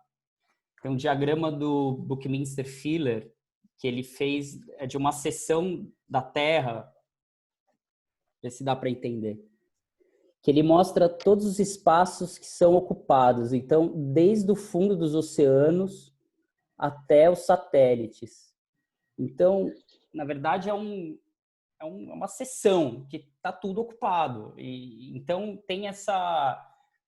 Desde o submarino até o arranha-céu, ainda mais. Enfim, satélites e tal. Tem também um outro desenho do Angelo Bucci que eu acho genial, que ele fala que o trecho que é habitado na Terra é 3,5 quilômetros de altura, que é o tamanho, é a cidade mais baixa e a cidade mais alta, onde existem pessoas vivendo. Então a gente mora um pouco nessa linha na Terra. E aí eu acho que tem essa ideia da domesticação, eu acho que você disse, eu acho que sim, eu acho que tem uma certa... tem uma coisa meio violenta nela, eu acho. Assim, transformar em algo que é selvagem e habitável. Então, por exemplo, toda a conquista da América, a construção das cidades, eu acho que elas... Enfim, São Paulo, enfim, os rios, toda essa domesticação que, por um lado, fez a vida possível, por outro lado, tem esse efeito colateral, né, de produzir, produzir um resultado que não estava previsto. E eu acho que a gente, atualmente, também é a mesma coisa.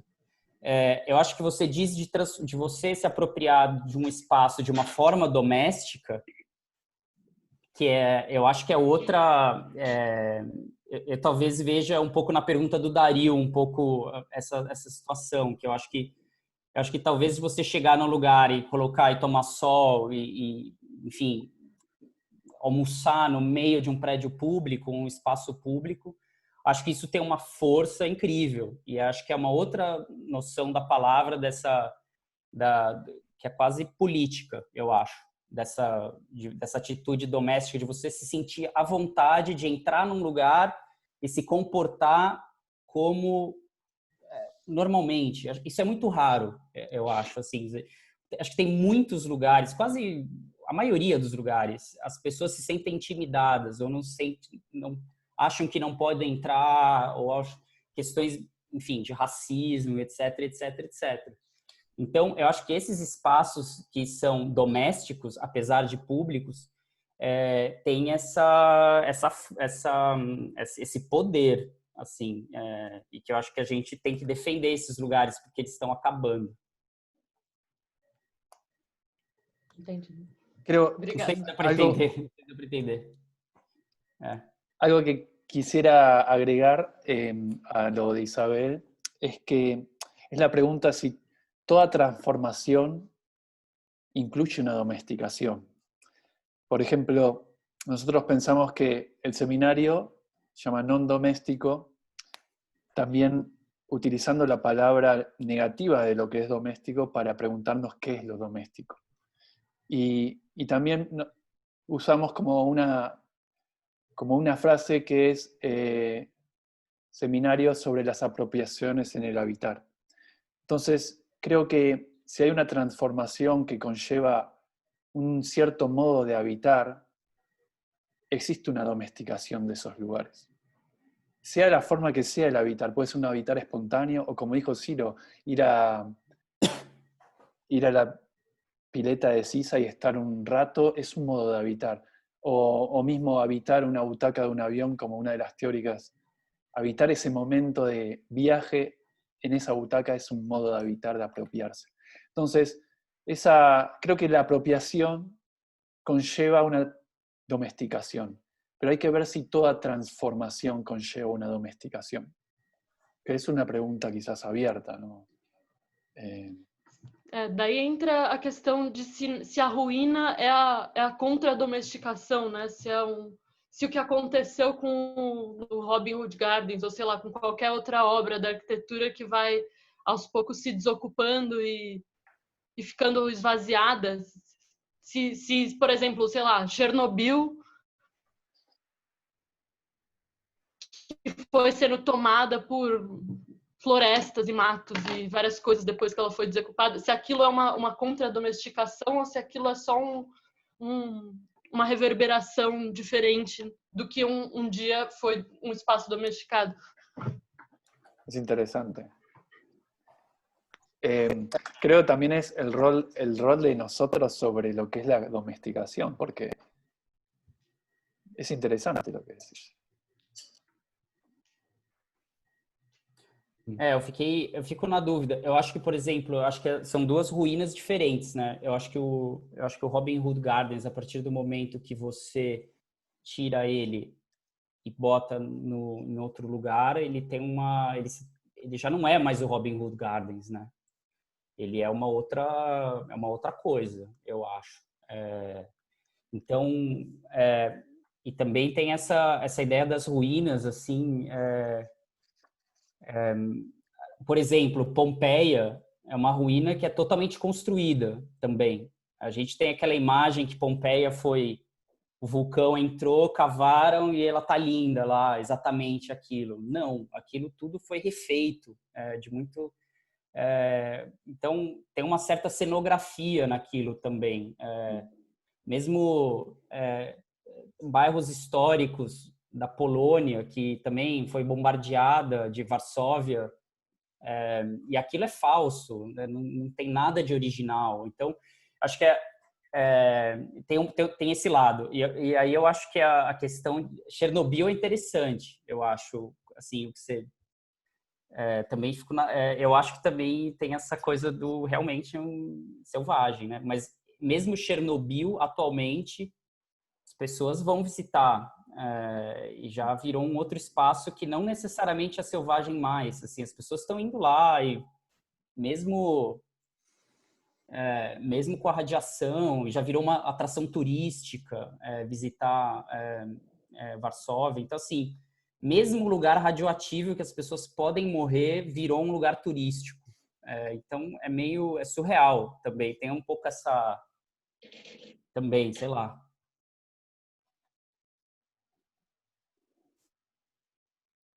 De hecho, Isabel está usando unas fotos tuyas que vimos el otro día para la presentación que hizo. Y yo nunca las había visto, las de la galería. Desculpa, eu pergunto se eu posso mostrar, é isso? No, le estoy comentando, estoy diciendo que el otro día compartiste unas fotos de Ciro de los interiores de unas peluquerías. Sim. Porque eu estou estudando as galerias e daí você tem uma série, né, de fotos dos salões de cabeleireiros, peluquerias dentro da Galeria Nova Barão. São incríveis. São maravilhosos. Eu queria colocar na apresentação, mas achei que ia ficar muito, então não coloquei. Mas, enfim, sim. Pero lo que me parece que es muy interesante es que tu trabajo como respuesta proyectual, el alcance que tiene, que es que mismo Isabel usa tu trabajo para un proyecto de tesis. Y creo que eso es una construcción. Y el uso que le das a la fotografía en relación a la arquitectura y como arquitecto, tiene un alcance que quizás ni vos mismo sabés. Porque si hoy no te conectábamos que Isabel esté usando tu trabajo para su propia tesis, no te hubieses enterado. Entonces me parece que es una construcción muy interesante, volviendo al tema, a la discusión, ¿no? ¿Hay un ruido? No sé. Está. Gabriel, vos abriste el micrófono. ¿Querés hacer una intervención? Gabriel, Me parece que lo silenciamos, ¿no? sí, sí, sí. Chao. Ahí va. No sé si, Daro, vos querés hacer algún comentario.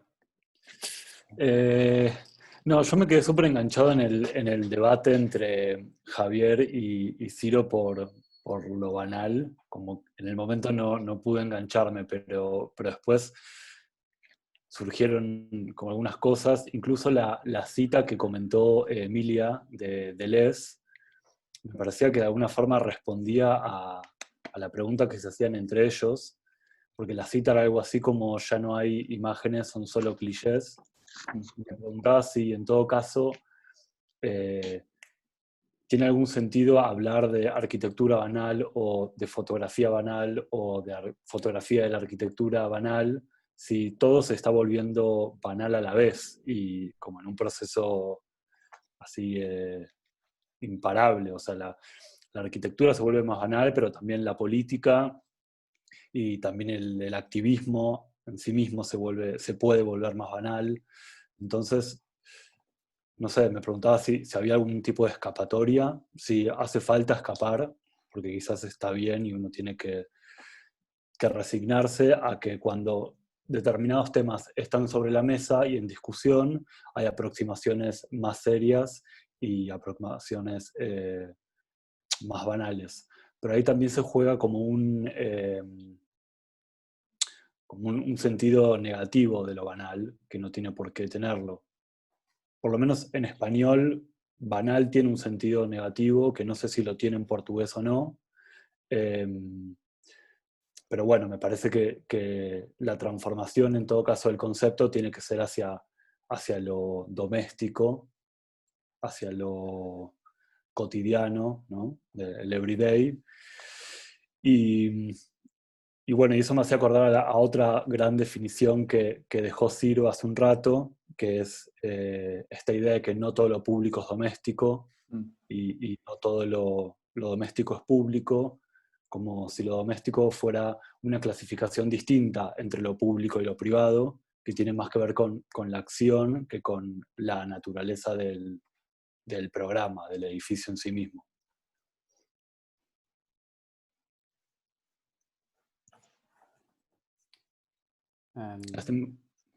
Não, eu acho demais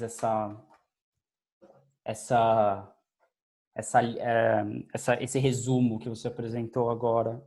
Eu fiquei pensando, a ideia do clichê, tudo é clichê. Banal também tem uma certa... Em português não é uma palavra tão... Não é uma palavra tão boa, assim. Mas eu fiquei pensando na ideia do cotidiano, que o cotidiano tem uma certa repetição, né? O cotidiano, talvez, é uma coisa que se repete todos os dias, que você faz todos os dias. E que ao longo do tempo, talvez seja a coisa que você mais fez na sua vida. São essas pequenas coisas.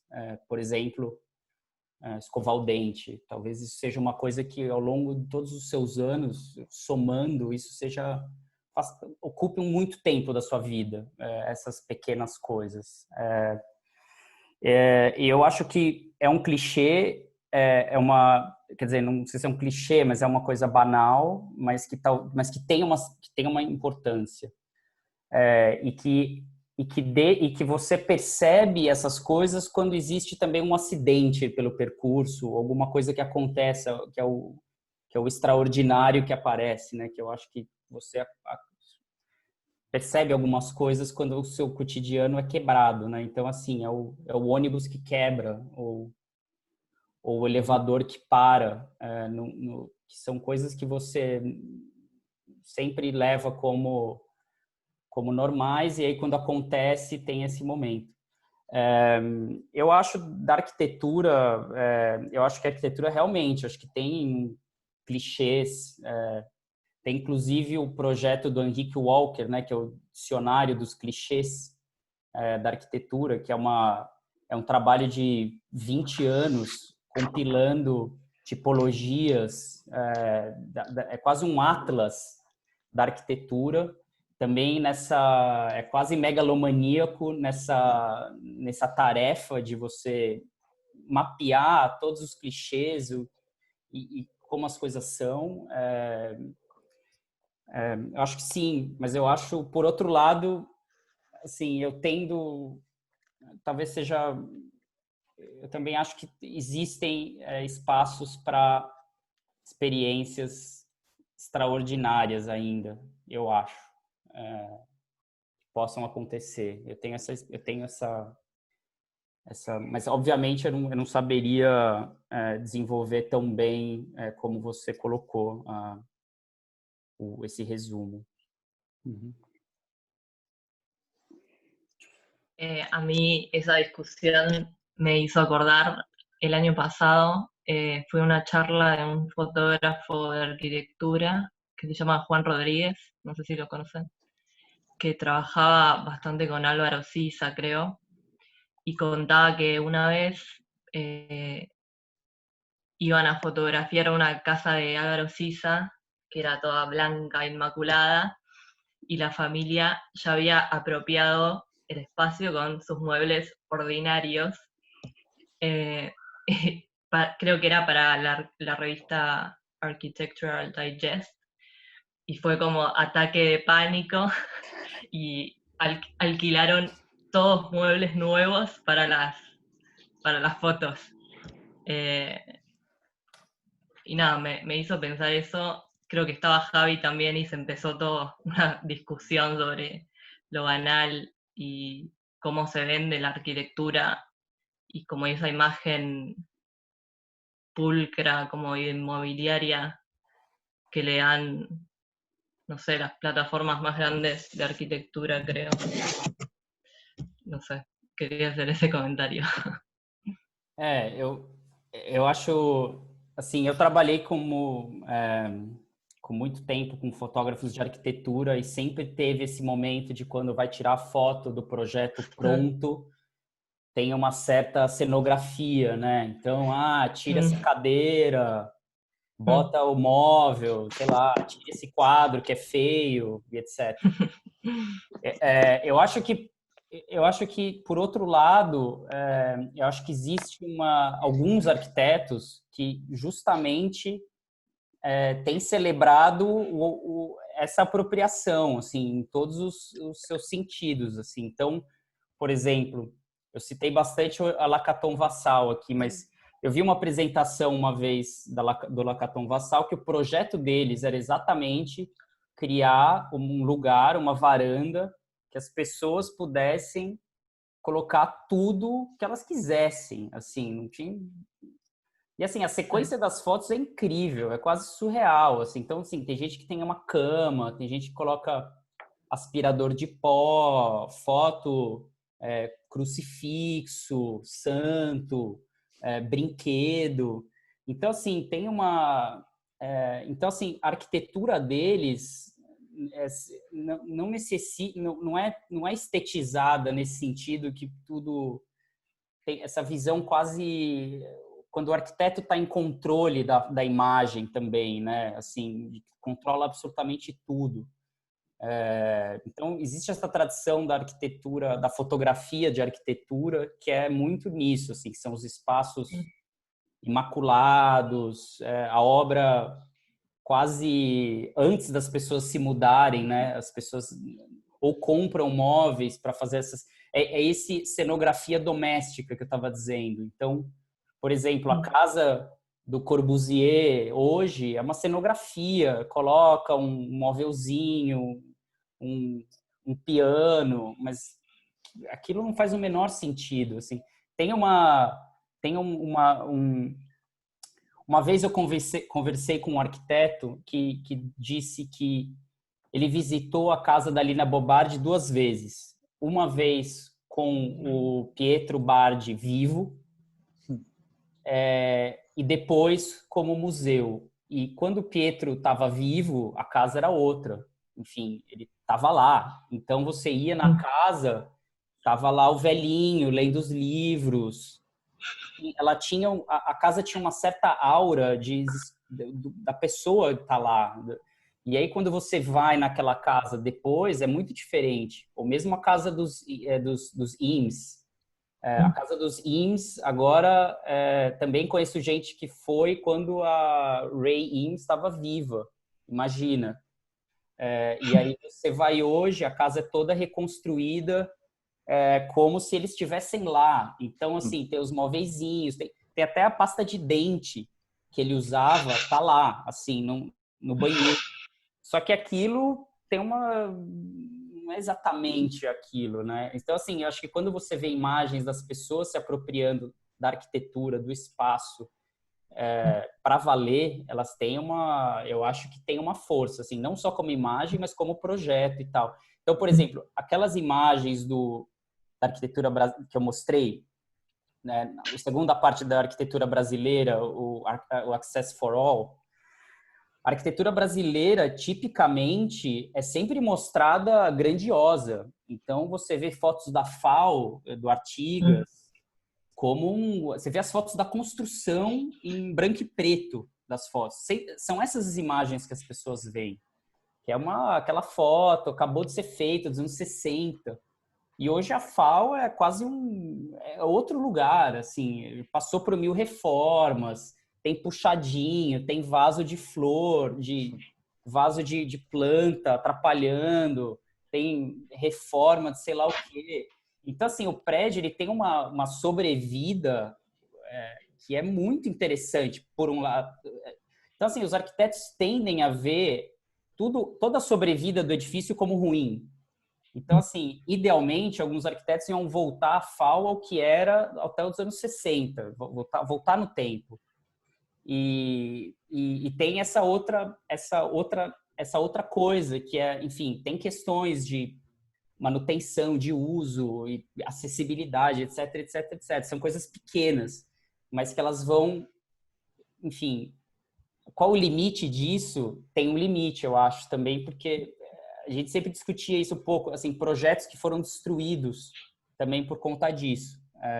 Por exemplo, a Fiesp, do Paulo Mendes da Rocha, não sei se você conhece, enfim, é bem de São Paulo, mas é um projeto desses, que foi tanto reforma aqui, ali, que acabou. O projeto não existe mais. Quer dizer, você pode voltar a ele, mas hoje ele mudou muito, assim, não tem mais. Mas eu acho que eu me interesso muito por esses defeitos dos edifícios. Então, uma cor que está fora errada, uma tomada fora de lugar. Eu acho que indica essa riqueza assim da apropriação e tal.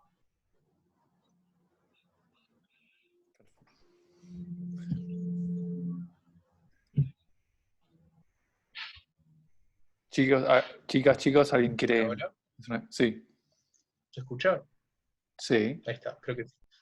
Tengo delay, lo que pasa es que estoy como con la pantalla acá, la compu acá, estoy confundido. Nada, yo quería hablar un poco de esto de que hablaron como de los límites del progreso, y también me hizo acordar un poco como al ego de la humanidad en general y como de los mismos arquitectos. Cuando hablaron un poco de Chernóbil, el tema este de que estuvo quieto y que la naturaleza fue avanzando hasta que el límite de que se nos ponía como de la radioactividad o lo que sea, nos hizo volver. No sé por qué me escucho doble, pero no importa. Y nada, hablar un poco también del trabajo que hace Ciro, que a mí personalmente me pareció como clave e importante, porque por ejemplo ahora a mí un proyectual, en diseño 2 sería, me están haciendo trabajar sobre un lugar que no fui a visitar, entonces solo tengo fotos. Entonces de repente estoy como perdido, y es como, aparecen las fotos de las que Ciro hablaba como que no tienen escala, y que de repente son hermosas, y sentís que no podés como adueñarte del lugar, pero es como ahí la pelea, es como, entiendo cuando hablaba de proyectar la foto, porque es como, es muy complicado entender un lugar, o la naturaleza, o la vivencia de un lugar, sin tener como un proyecto armado y solo estar sacando una foto, por así decirlo. Y lo mismo con las fotos estas. A mí como que me generó el impacto esto de que dijo de la casa de vidrio, de que parece muerta, pero el espacio que sí está en uso continuo y que está como, no sé, vivo, por así decirlo, no solo se tramita a esos espacios chicos, sino también como a la generalidad de la ciudad, y es como responsabilidad nuestra también como reconocerla y no sé, cuidarla o disfrutarla mientras esté, ¿no? Porque esto también es como temporal, es como las cosas están, y mientras estén ojalá las disfrutemos.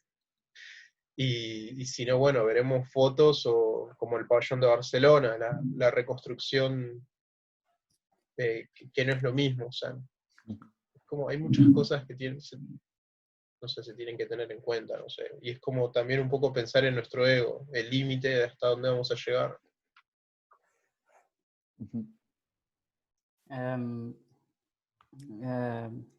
Obrigado pela pergunta. Eu acho que essa questão que você disse de você não visitar um lugar, eu acho interessante, porque eu acho que às vezes a imagem pode ter mais informação do que você tá lá, na verdade. Existe essa possibilidade, eu acho, que não necessariamente você precisa estar num lugar para entender o que é aquele lugar, ou entender aquela situação. Então, eu acho que também tem uma coisa, quando eu digo de construir a imagem, eu acho que também você pode pensar de construir o seu projeto a partir mesmo das coisas que você não entende ou que não estão disponíveis. Então, acho que tem uma certa narrativa que é uma invenção de qualquer forma. Você vai inventar alguma coisa, mesmo, entendeu? Eu acho que não existe uma leitura real que é objetiva e que é aquilo. Tudo que você constrói é uma construção intelectual sua, das coisas que você viu e aquilo que te chamou a atenção. Então, eu acho que isso, assim, o fato de você poder usar algumas fotografias para entender um certo lugar pode ser muito interessante. Até como uma ideia de projeto, de dizer, olha, eu só vi 2 fotos desse lugar e eu faço o projeto a partir dessas 2 fotos ou de uma foto que você tem. Então, a partir dessa foto você pode inventar ou projetar, né? Na verdade não é inventar, você projetar o resto, criar. Então é como um quebra-cabeça que você tem uma peça e o resto você... Então assim, eu acho como projeto eu acho interessante. Você citou o pavilhão de Barcelona. O pavilhão de Barcelona, quando foi refeito, reconstruído, ele na verdade ele é muito maior do que o antigo, porque ele tem um subterrâneo, como se diz, um porão. Você sabe da história, né, do Andrés Hack e tal, que ¿cómo se dice, Garo? é um porão, sótão. Un subsuelo. De servicios, creo. Sótão. Ele tem um sótão que guarda, que aliás é incrível, porque o sótão tem pedaço de mármore quebrado, tem cadeira quebrada, tem tudo que faz o pavilhão ser perfeito, enfim, todas as peças de manutenção estão nesse subsolo. Então, tem até um gato que não enxerga, que come rato. Tem um livro agora do Andrés Hack que é sobre isso. Ele descreve esse pavilhão. Para a gente, na Bienal, foi muito, muito importante esse projeto. Assim, a gente sempre usava como uma referência o pavilhão do Barcelona.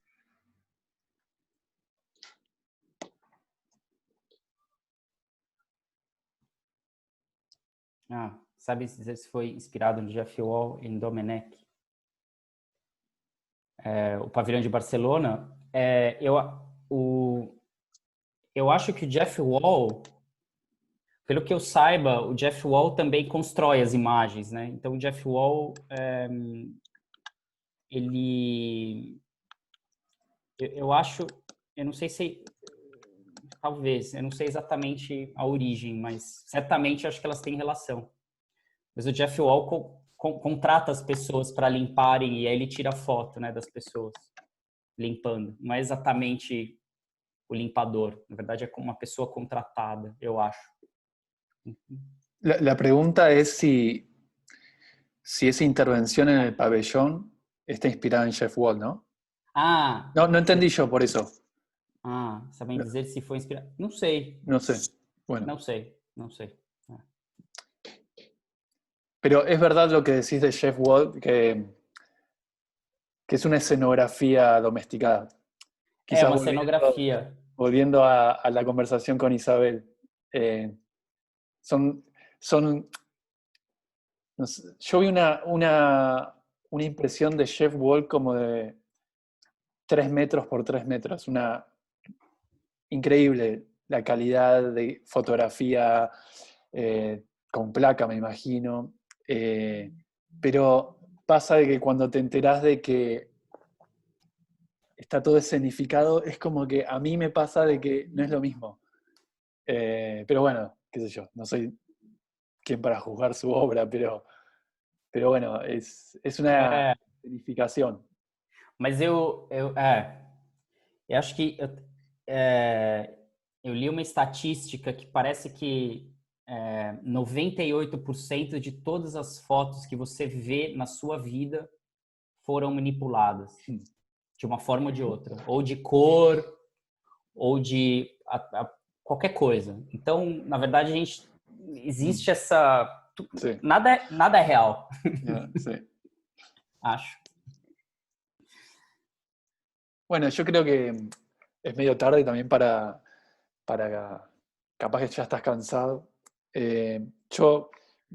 Una de mis conclusiones realmente siento que fue como un aporte, ya te lo dije varias veces, pero sensacional, tanto para el seminario, para mí, y creo que es muy coherente. Siento que encuentro una coherencia muy grande entre vos como persona, arquitecto, fotógrafo, tu rol crítico, tu mirada, con tu trabajo y con tu ensayo fotográfico, que yo lo voy a llamar ensayo, y la transcripción de tu ensayo en, llamémoslo, otros proyectos, porque creo que tu proyecto fotográfico es claramente un proyecto. Tiene una contundencia para considerarse un proyecto en sí mismo. Y la transcripción, como son publicaciones, como fue la Bienal, o como puede ser también el impacto que tiene en otras cosas, como en el seminario o en una tesis. Entonces creo que tiene una coherencia, y es ahí a donde quiero ir, es que no siempre el rol del arquitecto es generar un proyecto construible de la forma que siempre pensamos de lo que es construir, sino que Ciro está construyendo, y desde el seminario incentivamos de que hay otras formas de practicar la arquitectura. Por eso creo que tu intervención fue tan importante también por eso, y porque tiene coherencia tu forma de hacer arquitectura. Así que yo personalmente te agradezco por la profundidad que tuvo esta charla y obviamente por tu tiempo y por tus ganas, y fue como una gran conversación. Así que de mi parte, muchísimas gracias. Não, muitas graças também. Muito obrigado pelo convite. Para mim é um prazer enorme participar dessa conversa. Eu gostaria de estar aí em Buenos Aires, na FADU, que para mim é um universo incrível, um planeta. E espero que eu tenha a oportunidade de um dia visitar vocês, ou a gente se encontre em algum lugar em São Paulo, qualquer lugar que for. Também gostaria de agradecer vocês, as perguntas. Acho que a conversa foi incrível. Acho que os temas que a gente levantou hoje vão ser desenvolvidos, acho que ao longo de algum tempo, algumas décadas, pensando neles. A gente tem que fazer essa mesma conversa daqui a 10 anos. E eu gostaria também de agradecer o Dario pelo convite também. E espero encontrá-los vocês em breve. Qualquer coisa, estou por aqui e a gente conversa. Gostaria depois de ver o trabalho dos alunos, se possível. Depois você me envia. Sí, por supuesto. Bueno, sí, muchas gracias también de mi parte. Es un placer total. Y esto me pasa siempre que tenemos invitados tan buenos y participaciones tan accurate como las tuyas, que es que me produce como un orgullo que sea en la FADU, que bueno, es nuestra universidad muy querida, pero además es pública y abierta, sí. Y creo que tiene mucho que ver con el tema del que estamos hablando, no es ajeno, no es algo que va por otro canal, es ese mismo espíritu participativo de alguna forma. Sí. Así que bueno, mil gracias de vuelta y seguimos en contacto. Seguimos. Chao a todos. Chao. Chao, Ciro. Gracias. Chao. Gracias. Até mais. Até mais. Chao. No se vayan, ya saben quiénes, los del seminario. Bueno, había un ejercicio que bueno, por el horario y todo, no lo vamos a hacer quedar a Ciro. Había un pequeño ejercicio, no sé si alguno se habrá tomado tiempo para hacerlo o qué, pero de alguna forma, en un momento lo dijo Ciro, que estaría bueno compartírselo y que podamos tener un feedback nosotros. Era un pequeño ejercicio, pero bueno, espero, no sé, estaría bueno que tengamos una intervención mínima, aunque sea, así concluimos y no, me gustaría saber, que supongo que a Dario y a Caro también, qué opinan de esta charla. Creo que fue como una gran discusión del seminario y estaría bueno, no sé, tener un feedback de ustedes.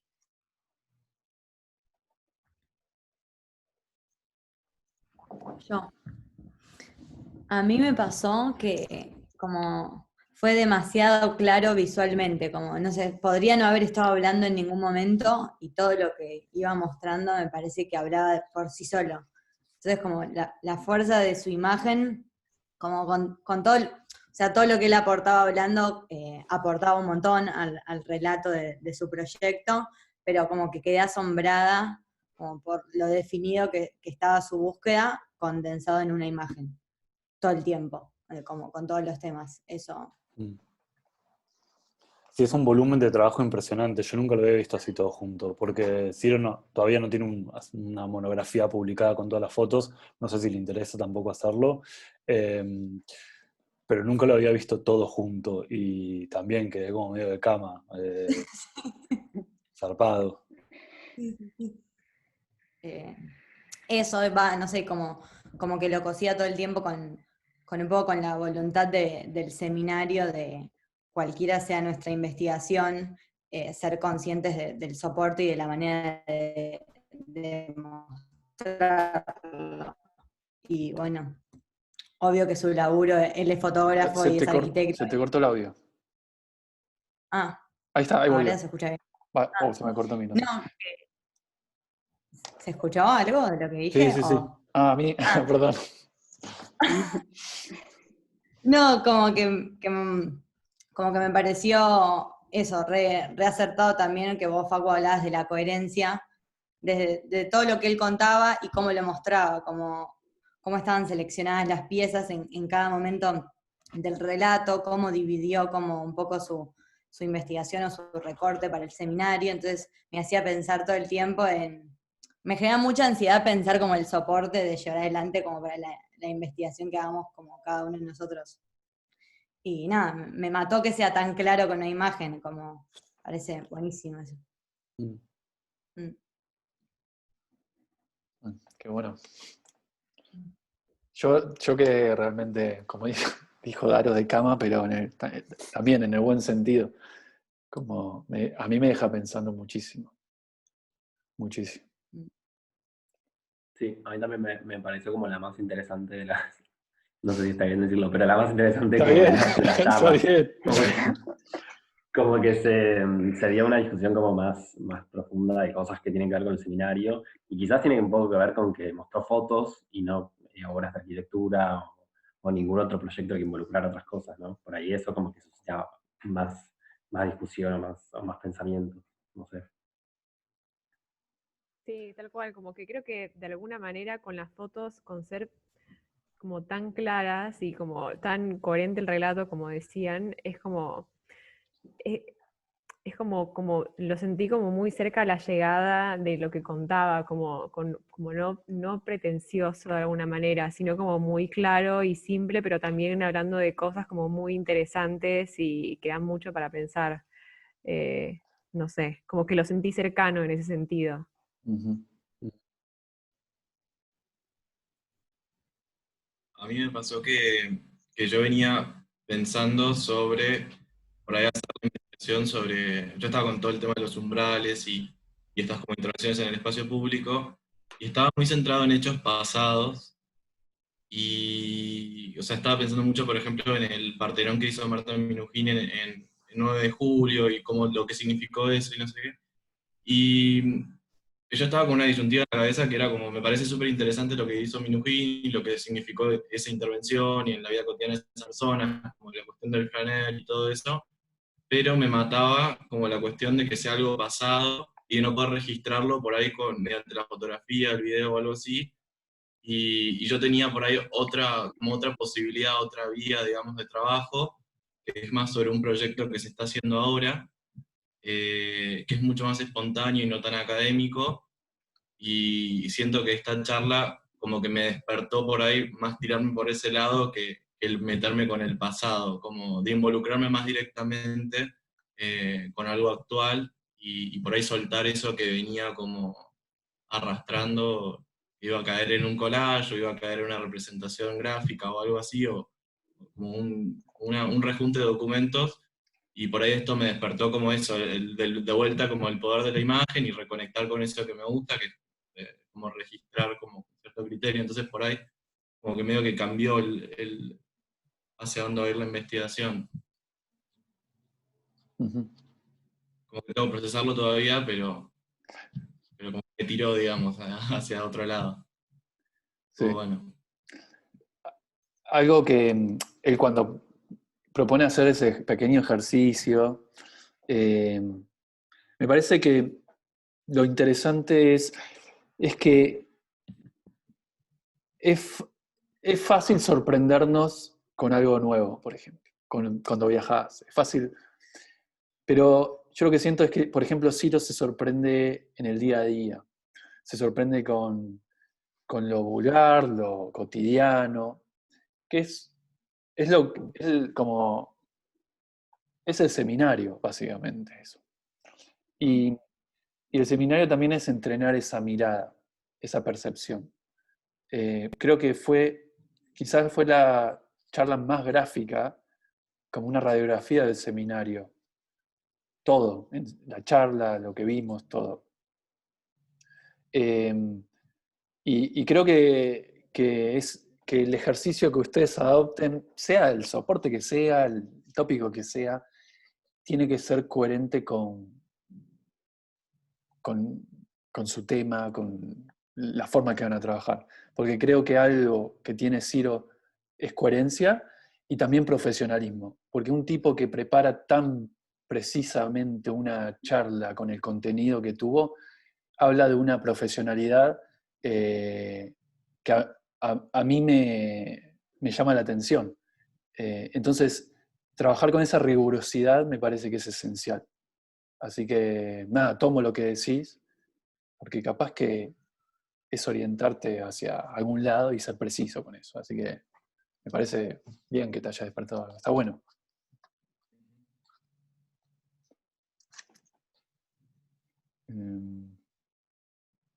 A mí también. Ah, perdón. Ah, perdón. No, sí. No, habla que ya dije algo. Bueno, no, tiene que ver igual con lo que decían recién de la historia, que me pareció que era muy buena también la charla porque abrió un montón de temas que en realidad hace un montón que se discuten, ¿no? O sea, vos decías recién del umbral, por ejemplo, o se habló mucho de las ruinas, o de la recreación de la ruina, o de las ruinas como, digamos, naturalmente que pasan, o de la apropiación de la vivienda y de la vinculación de la apropiación de la vivienda con la manera de proyectar de los arquitectos, o sea, con un montón de temas que hace, digamos, 100 años que se estudian, pero que ahora están cobrando como una relevancia por ahí en las discusiones, que nada, que está muy buena esta manera de poder mostrarlo a través de, no solamente de imágenes, sino a través de esto, de la compilación de esas imágenes y hacer un proyecto a través de eso.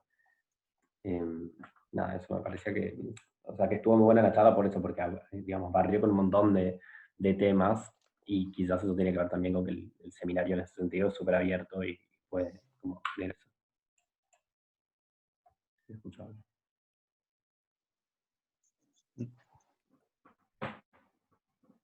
¿O Santi querías comentar algo justo? Sí, sí, no, algo que me pareció bastante interesante que todavía no sé cómo pensarlo es como el rol que tenían las personas en todas las fotografías. Que era, o sea, al principio en el primer segmento estaba como mostrando los parques o las plantas, digamos, que existían en San Pablo, como tratando de, nada, no sé si realmente está tratando de hacer esto, pero de construir la dicotomía entre el ser humano y la naturaleza, como que no, acá no hay una diferencia. Los árboles en este parque son parte de la misma cosa que el edificio, no tiene nada que ver, nada diferente. No sé cuánto apuntaba a eso, pero lo que veía de las personas, por ejemplo, no sé, debajo del edificio de Bobardi, por ejemplo, era que las personas eran como un fenómeno más, ¿entendés? Como que no eran una cosa fundamentalmente diferente a una columna, a una maceta, sino eran igual de parte de la arquitectura que cualquier otra cosa. Como que deshacer esa distinción, que me pareció interesante, por un lado, pero después, por otro lado, como que están siempre vistas desde el punto de vista como de un observador que no interacciona, ¿no? Como, no sé si flaner es la palabra correcta en este contexto, pero como que también pone esa distancia. Las personas son como hormigas o plantas, qué sé yo, porque yo me quedé con la de la última charla de la clase anterior, de esa escena donde el pibe muestra su monoambiente y como que lo explica y de repente hay otra perspectiva desde la cámara donde, no sé, tiene como mucha más humanidad, mucha más intimidad. Por ahí me quedé muy enroscado con eso y no veo mucho lo opuesto en las fotografías. No sé si tiene sentido lo que dije, pero... No, sí tiene sentido. A mí lo que me pasó algo parecido y por un momento pensé en hacer la pregunta y después sentí que no correspondía porque en todo caso es su mirada que está más que validada. Pero lo que me pasaba es que me preguntaba si no había